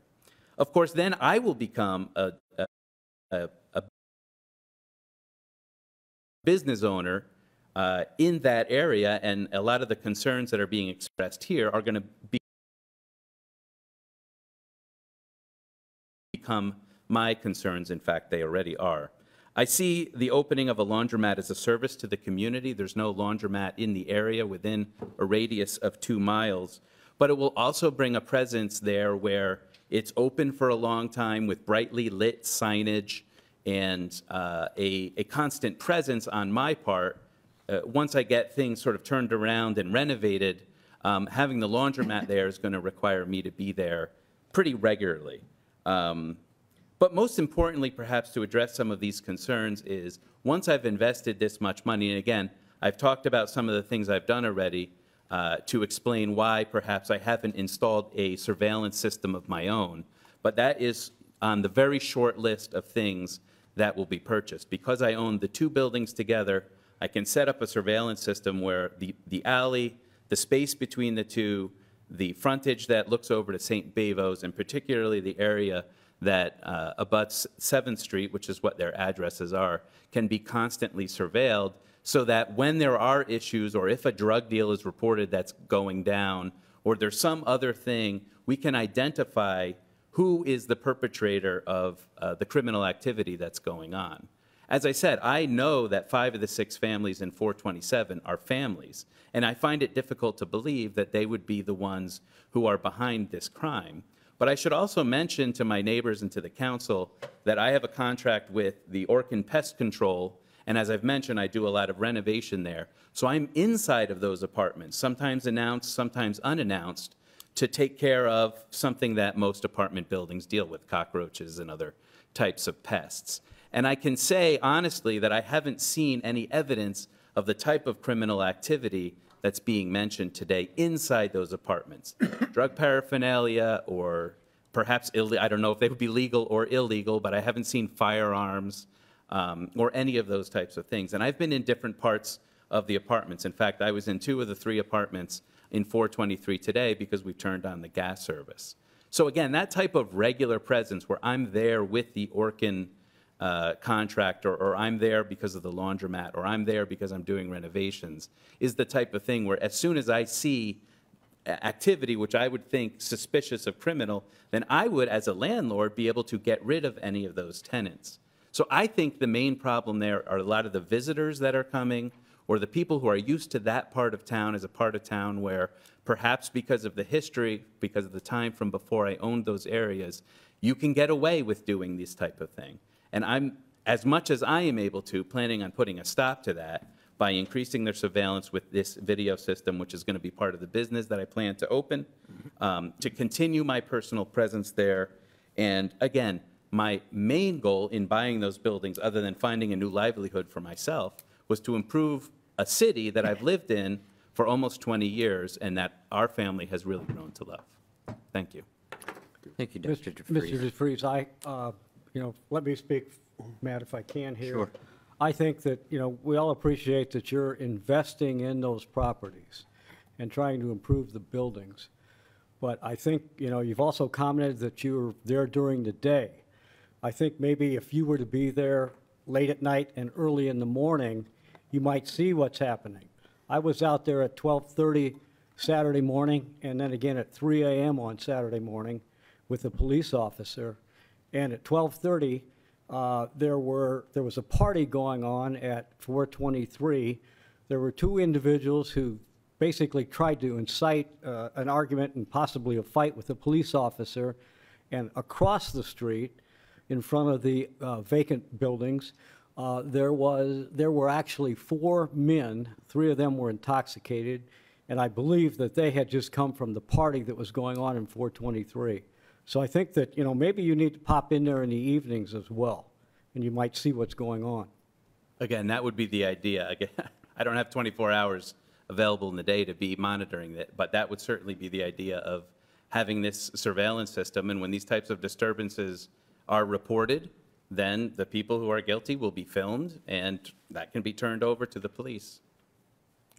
I've been working with Detective Pfeiffer in the police department to try to identify who is actually behind many of these reports, and have sent him and been in communication with him with regard to who are the tenants in those buildings and where they're located, who's on the leases, and he's mentioned names to me, and I've been able to identify them as either visitors or people who are not on the leases. Thank you, Mr. Belovich. Thank you, Dr. DeFries, for coming. I know it's not an easy thing to do, to come to a room half full of angry people that on a property that you own, but I do give you credit for having the courage to come here. I just have a couple questions regarding the 2 properties.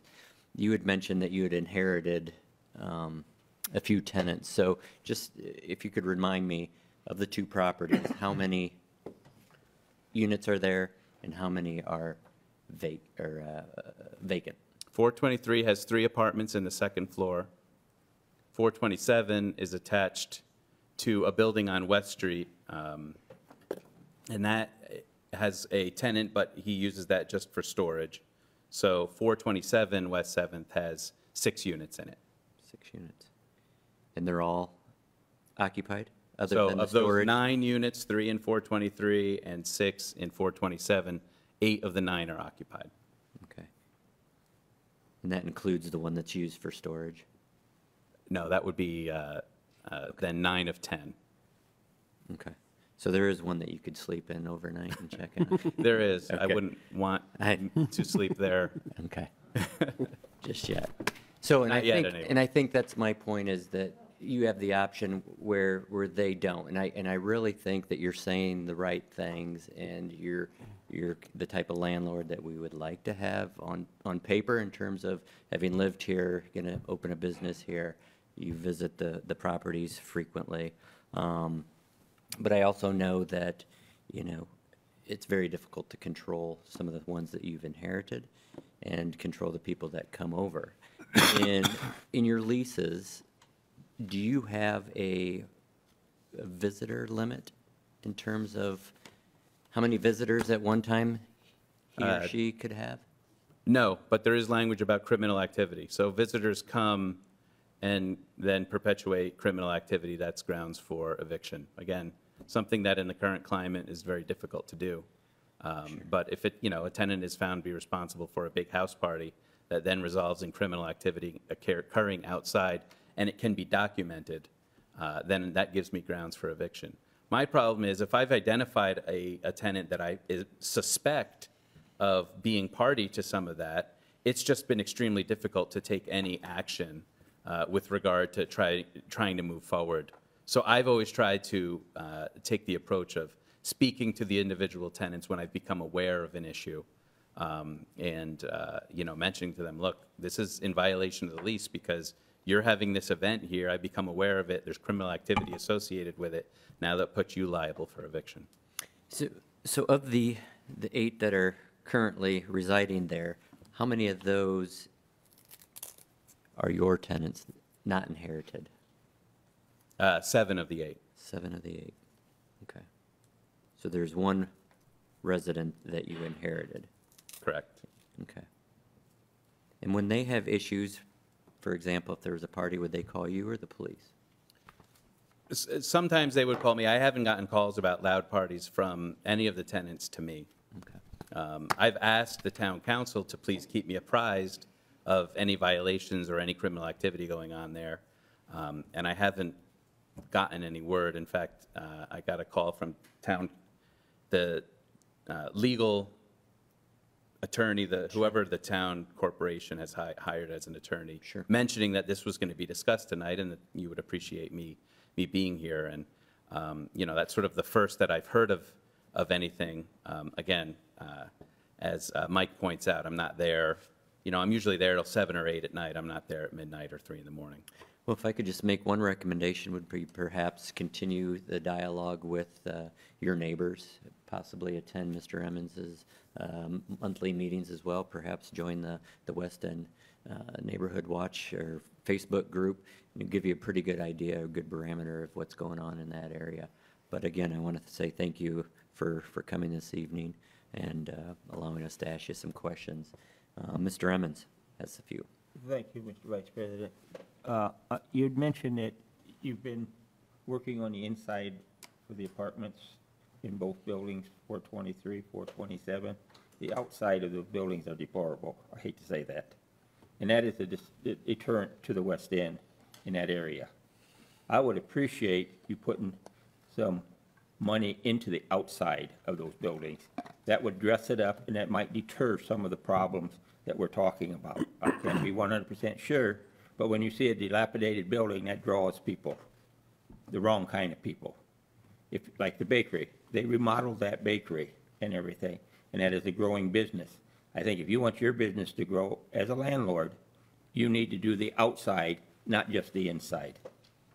And I think you should make that a priority to get those two buildings in shape on the outside as well as on the inside. Because that area, the street, the curbing and everything has been redone. They're doing a nice facade on the outside. You can add to that by shaping up your two facilities. I appreciate that comment, and I'm certainly aware of that. One of the main problems with both of the buildings is been water management with regard to rain and things like that. So sort of starting from the top, going down with regard to the outside, I've hired the Rain Drain Corporation to come in, and again, at no small expense, they are going to replace some of the fascia board, the gutters, the drainage system, to try to move it away now that we've got that renovation done on the outside with regard to the city sewage. Trying to manage some of the precipitation that happens. So starting there, that seemed to me like the logical first step. Certainly with regard to the laundromat moving in, if it's an ugly space on the outside, it's not going to attract clients. And so the idea is going to be to add more windows to the front, get that ugly yellow siding off of the front, and put a sort of white cement type facade there, and then touch up the painted brick that's there. So again, all of that is part of the plan that I have going forward for opening that business, hopefully within the next 6 months. Thank you. Thank you. Anybody participating remotely would like to make a comment? Seeing none on the remote side of things, I'll turn it over to Councilwoman DeMay. Thank you. You're welcome. Sir, you mentioned that there are some families there. Are these single moms? Are they moms with dads with kids? Can you tell me a little bit about the families that live there? I'll go through them. There's a couple there with 3 young children who are married. That's one of them. There's another, the mother of a tenant that's upstairs is there with, I believe, a boyfriend and his 2 children.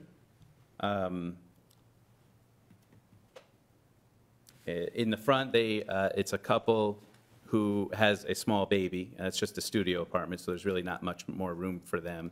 And then in the upstairs is a mother with her teenage son who lives there, so that's a single mom with a son. And then next door to them is a couple. I'm not sure whether they're married, but they have 4 children who are living there with them. And then there's the one tenant in the basement who it's not a family unit. Thank you. Thank you, Ms. DeMay. Anyone else? Mr. Compton. One last comment, and Mr. DeFries, thank you for coming. And I had got an email that you may be here. That's kind of why I commented, to kind of see if you were. But thank you for coming. And to your neighbors, I know that this doesn't solve all the problems on the West End or in Mishawaka if this property gets brought to the point where it's not a problem to you anymore. But I encourage you to work with Mr. DeFries, communicate with Mr. DeFries as well as the police as to what's going on in your neighborhood. I have been here for a few years now. If a problem property rises to the level of people coming to the council, I don't remember ever the property owner coming here and talking like this. It was always a problem with the property owner. How do we deal with someone who doesn't want to be dealt with and is just a problem? I'm encouraged that this will resolve, that Mr. DeFries will work with you folks to resolve this. But continue to monitor, continue to do the things that you're already doing for this and other properties and other things going on in Mishawaka. And thank you again for coming here. It's greatly appreciated. Any other questions for Dr. DeFries? Thank you for coming this evening.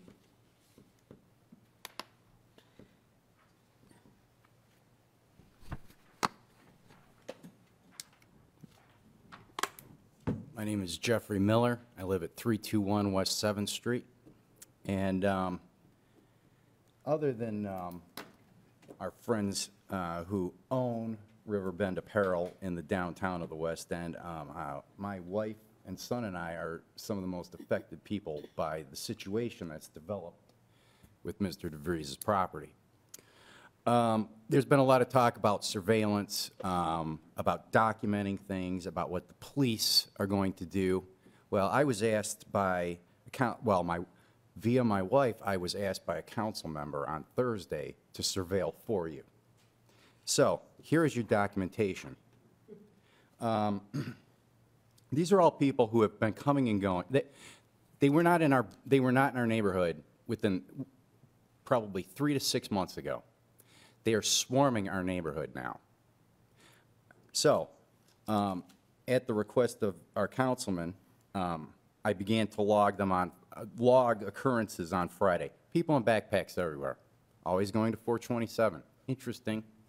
But then I've been told by the police via someone else who is a reputable source that people with grown adults with backpacks in our neighborhood, it's criminal, it's drugs, it's stolen goods. So I sat out all weekend. And I'd like to, I guess, submit this document to the clerk, please. Do you want a copy or do you have one? Now, it's also indexed to video I've taken. I've stood out on our sidewalk while thugs, pure thugs, have walked by and stared me down. While people have driven by and looked at me on their scooters. They know who I am. They know where I live. I was asked to do this. I did this. I am doing the police's job. It is unacceptable. Mr. DeVries can go home. I cannot sleep. I sleep on the first floor of our 2-story house with our 40-pound dog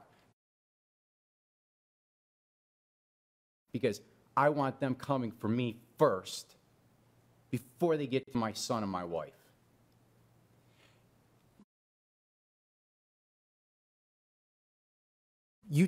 I've heard talk here about training more police officers, better training for police officers. That is a long-term project.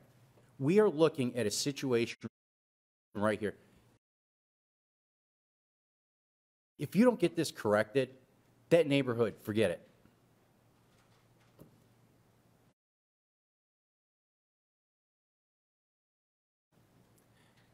I mean, I've heard people up here talk about the grand causes of the crime. I mean, the only thing that wasn't mentioned was like the influence of Black Lives Matter and the Afghanistan withdrawal, basically. That doesn't matter. That doesn't count. That has no relevance. We've got to solve this problem now. That's all I have to say. Mr. Miller? Thank you. Mr. Miller, if you could come back, please. Mr. Emmons. Yeah, I want to thank you and your wife. I spent some time, what was it, last Friday? Sitting on your front porch with your wife, talking, conversing about the problems that you're having and everything. And I was the one that mentioned, if you see activity, document it. I do. I didn't ask you to be a policeman, but I asked you and your wife. I am no policeman. No, I know have it. no training whatsoever. No. You asked us to do this. Right. I can provide video indexed to that document. Now, obviously, I didn't see anybody stab their woman or actually pass cocaine to someone else. But I'm not a police officer, and No. neither am I a detective. Yeah. No, But I just it's asked. more. It's more. Another thing I want to address. I'm sorry to interrupt you. I've been told call the police. Okay, we got involved in this because when they closed off West Street to redo the sewers, they closed it off. One of these tenants, I can identify them by sight. I know exactly what vehicle they drive. Repeatedly was backing up and down the street at speed. So they would pull in to park. Then when they had to go somewhere, they just back up along the entire length of the block at about 30 to 40 miles per hour. I called the police a dozen times. They came out twice. There are children on the block, including all the precious children that he rents to, who could have been hit by this vehicle. The police never showed up. They did, okay, they showed up twice, granted. One time, they just went down there. Nobody was standing by the car, so they left, apparently. The second time, the person who drives this van actually, while I was talking to the police officer, came out to his van. Then the police went down and spoke to him. It only took a dozen calls to get a car driving at speed in reverse addressed. So I am making use of the police. They are failing us. Mr. Emmons, do you have anything more to say? Yeah, Go ahead. I appreciate you documenting this and your wife's participation in this. And I explained to her that I will be monitoring that neighborhood, because I live in that neighborhood. I live on 13th Street. It's not right there. 13th Street is 6 blocks south I of us. understand that, but I'm saying, I'm part of this neighborhood, the West End, Mr. Miller, and I will do whatever I can to help the situation. I just started. Let's say I met with your wife. I listened to what she had to say. We saw a few cars go down that day, and she mentioned that it was not a very active day that day. And then I went down and talked to the proprietor of the apparel shop, same day. I went across the street and talked with the parish secretary. I got involved once I knew. That's why you're sitting there. You're supposed to be involved. Yeah, and I want to be involved.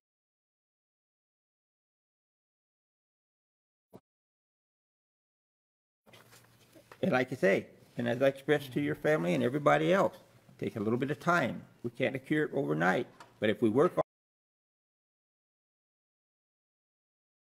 on it, we'll get it done. Now, I can't say it's going to take 1 day or 2 days, but we've had success in another area on 6th Street where we had a big problem with the tenant. And it was a detriment into the area. But we finally got it. It took 12 years, but we got it, and we closed them down. Now, I'm not saying it's going to take 12 years to accomplish this situation, but we will work on it, and we'll get it done. Okay. And I appreciate what all you're doing. I really do. Thank you, Mr. Emmons.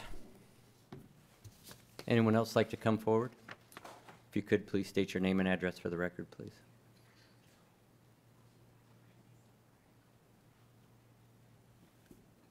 Christy Miller, 321 West 7th.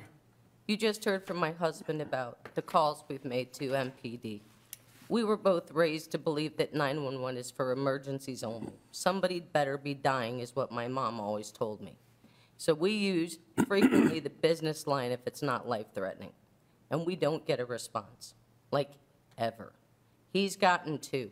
Of the dozen calls I've made, I've gotten 1, and that was for stolen property dumped on our lawn after a mugging down at 423. Okay?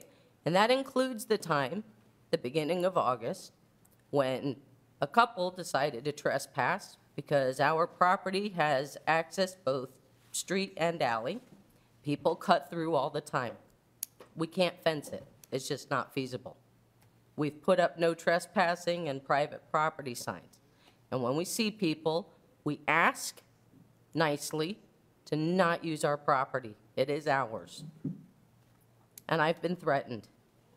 I had a pair, one of them carrying a knife, cuss me out, say I was gonna die, that my family was gonna die, and they were gonna set fire to our house.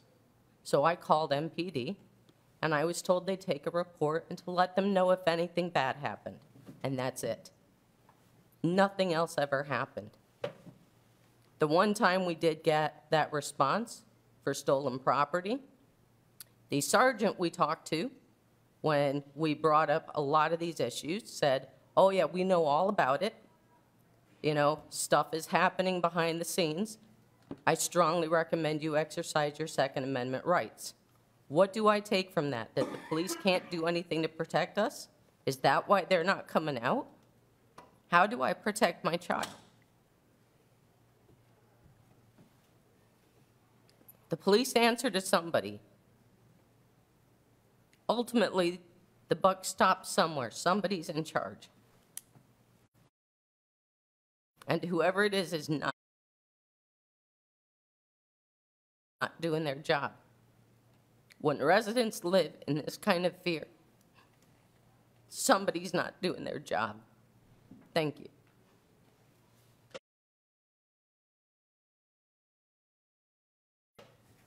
Thank you, Ms. Miller.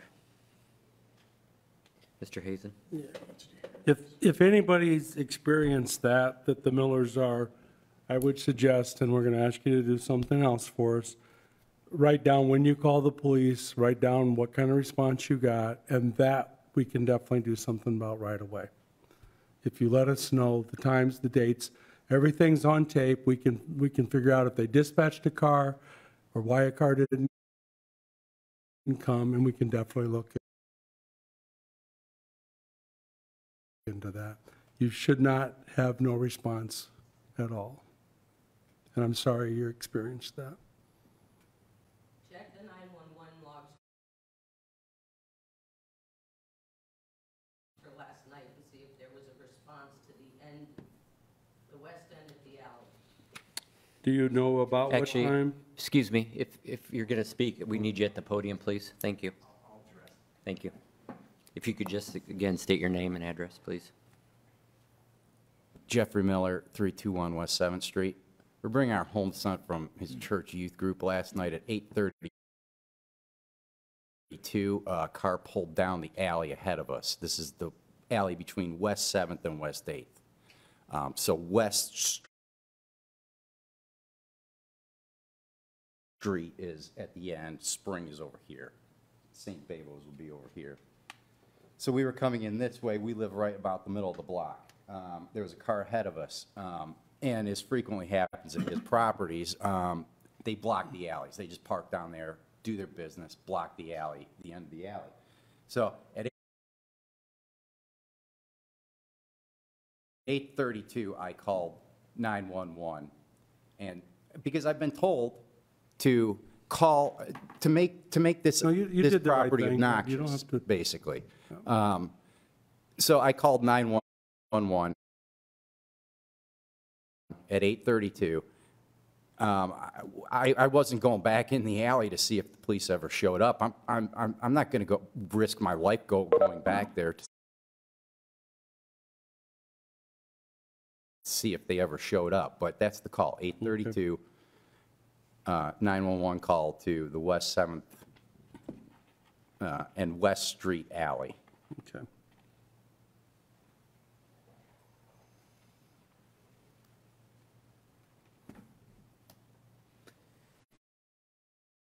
Thank you, Mr. Miller and Mr. Hazen. Any other comments? Anyone else would like to come up and speak?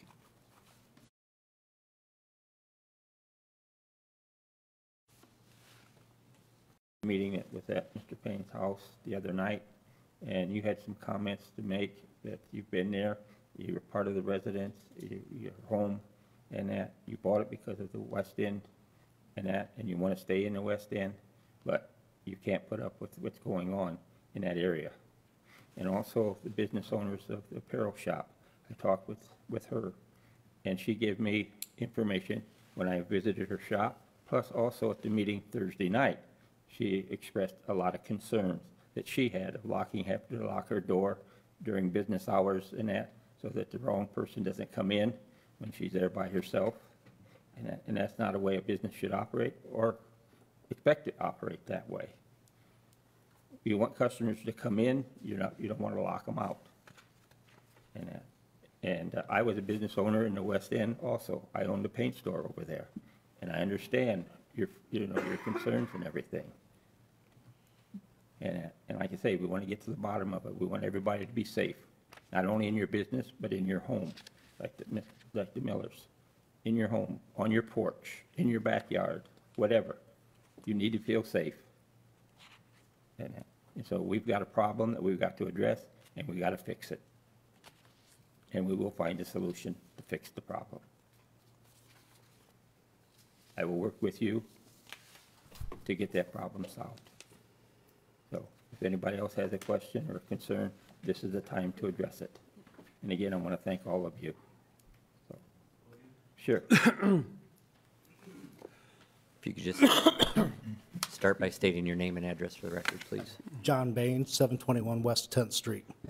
I have the distinct pleasure of having gunfire outside my house last week, and then the following day, a high-speed chase with a three-wheel vehicle right alongside the orange dots where they found the shell casings. Firing in the air. I don't make more of it than it is, but what concerns me is that I hear this down the street over here, the Millers over here. I mean, it is going all around, and Grove Street, and I believe somebody else had mentioned, we've got some hot spots, serious hot spots. I want to mention that Grove Street and the West End are right along the river. They're very near downtown. I personally walk from my home to the Riverwalk, and I could visit everything else down there. So I want to paint a picture of what might happen. The Mark Bradleys, myself, the Janets, we all bail, we go. We're getting out of here. Who's moving in? Who's moving in on the Grove Streets when they see what's going on over there near the Riverwalk, where this town has spent a lot of money. Every single councilman on here has a vested interest in exactly what's going on not only near, obviously, the whole city. And you're right, it's going on everywhere. We can't deny that. I mean, it's nationwide, it's an epidemic. But we are in a very distinct, privileged position, you might even say, and we could probably find a way to have people come here and ask the council members, how did you do that?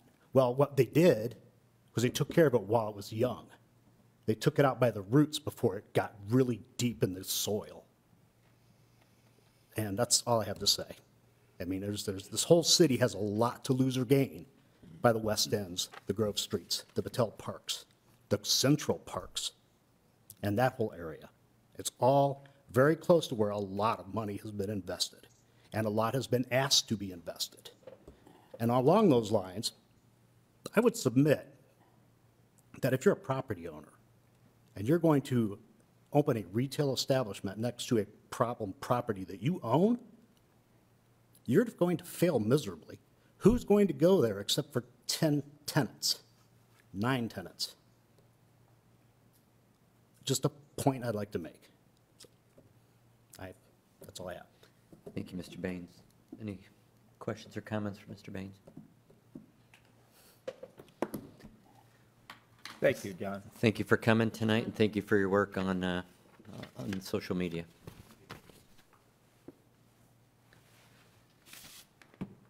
I'll open it up again to anyone in person. Anybody who'd like to participate in privilege of the floor?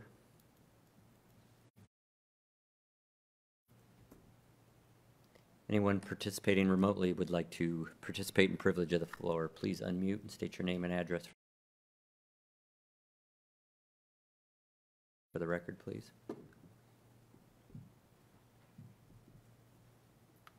Seeing none, I will close privilege of the floor and then try to find out where I am in the, to bring on that new petitioner.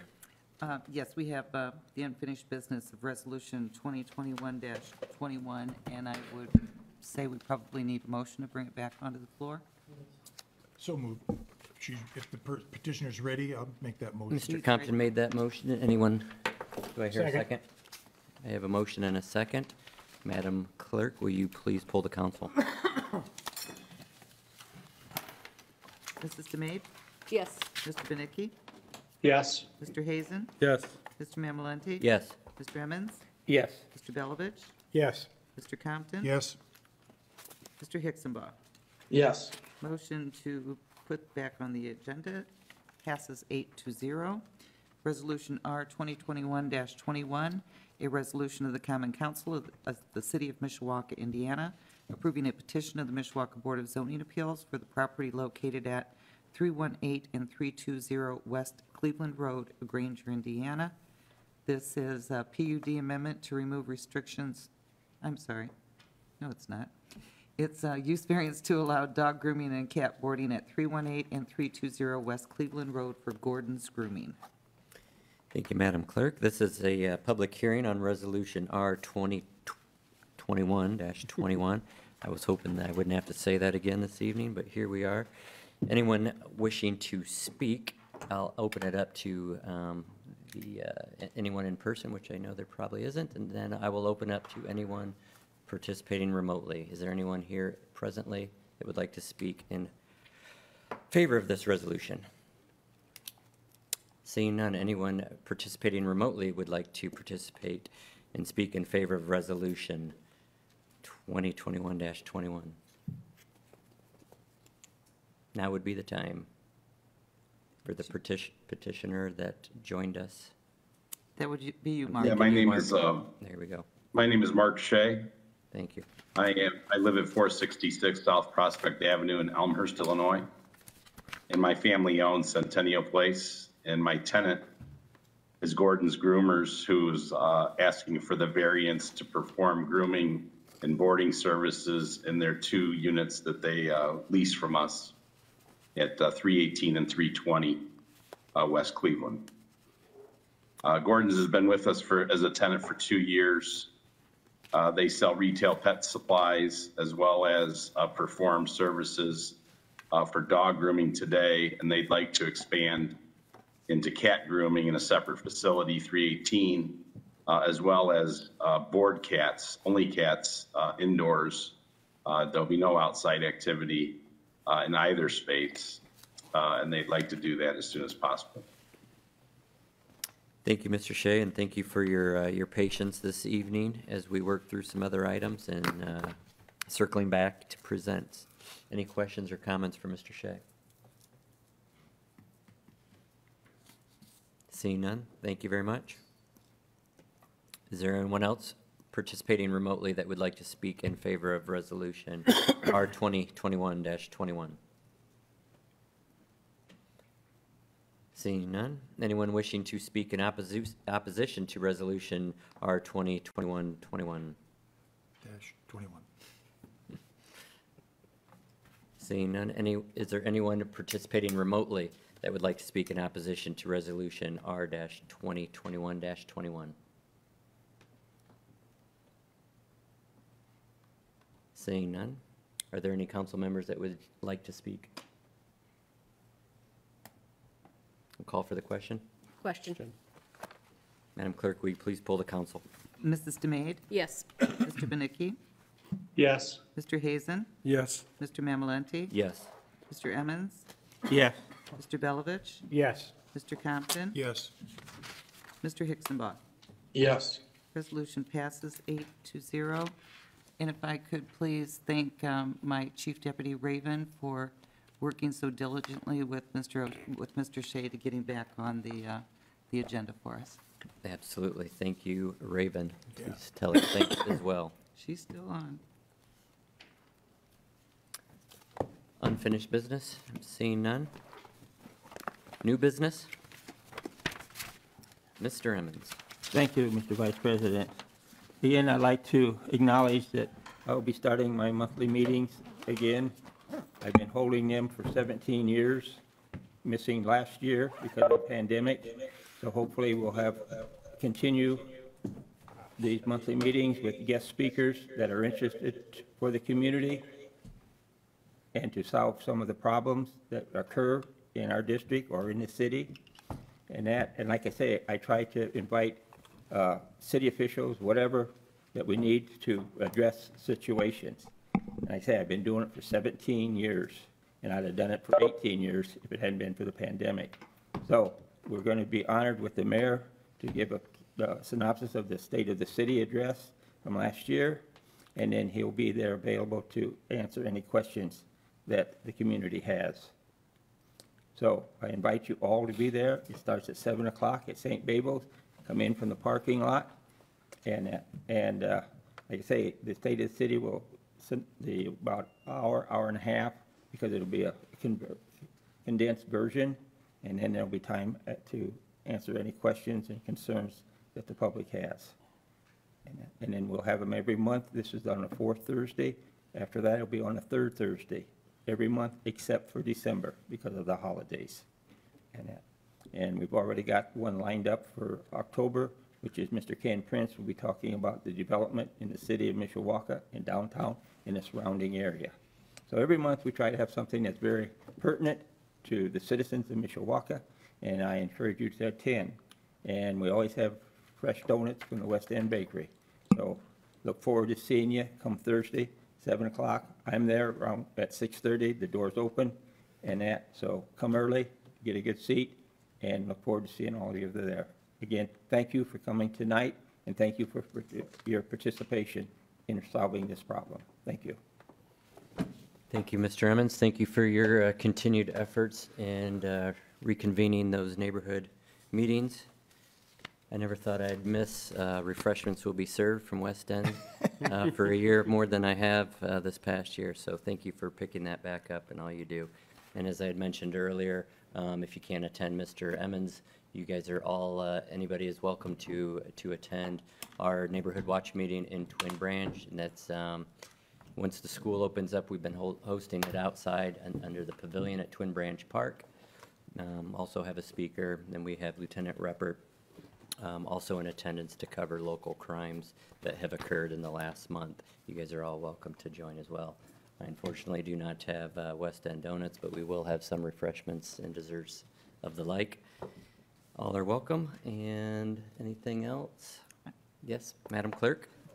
Yeah, I just want to remind the council and everyone that our meetings in October will be October 11th and October 25th, and that next Monday, September 27th at 5:30 p.m., we will have the American Rescue Plan informational meeting right here at City Hall. Thank you very much. Anybody participating remotely have any comments to add under new business? No? If there's no further business to come before the council, then a motion to adjourn is in order. So moved. So moved.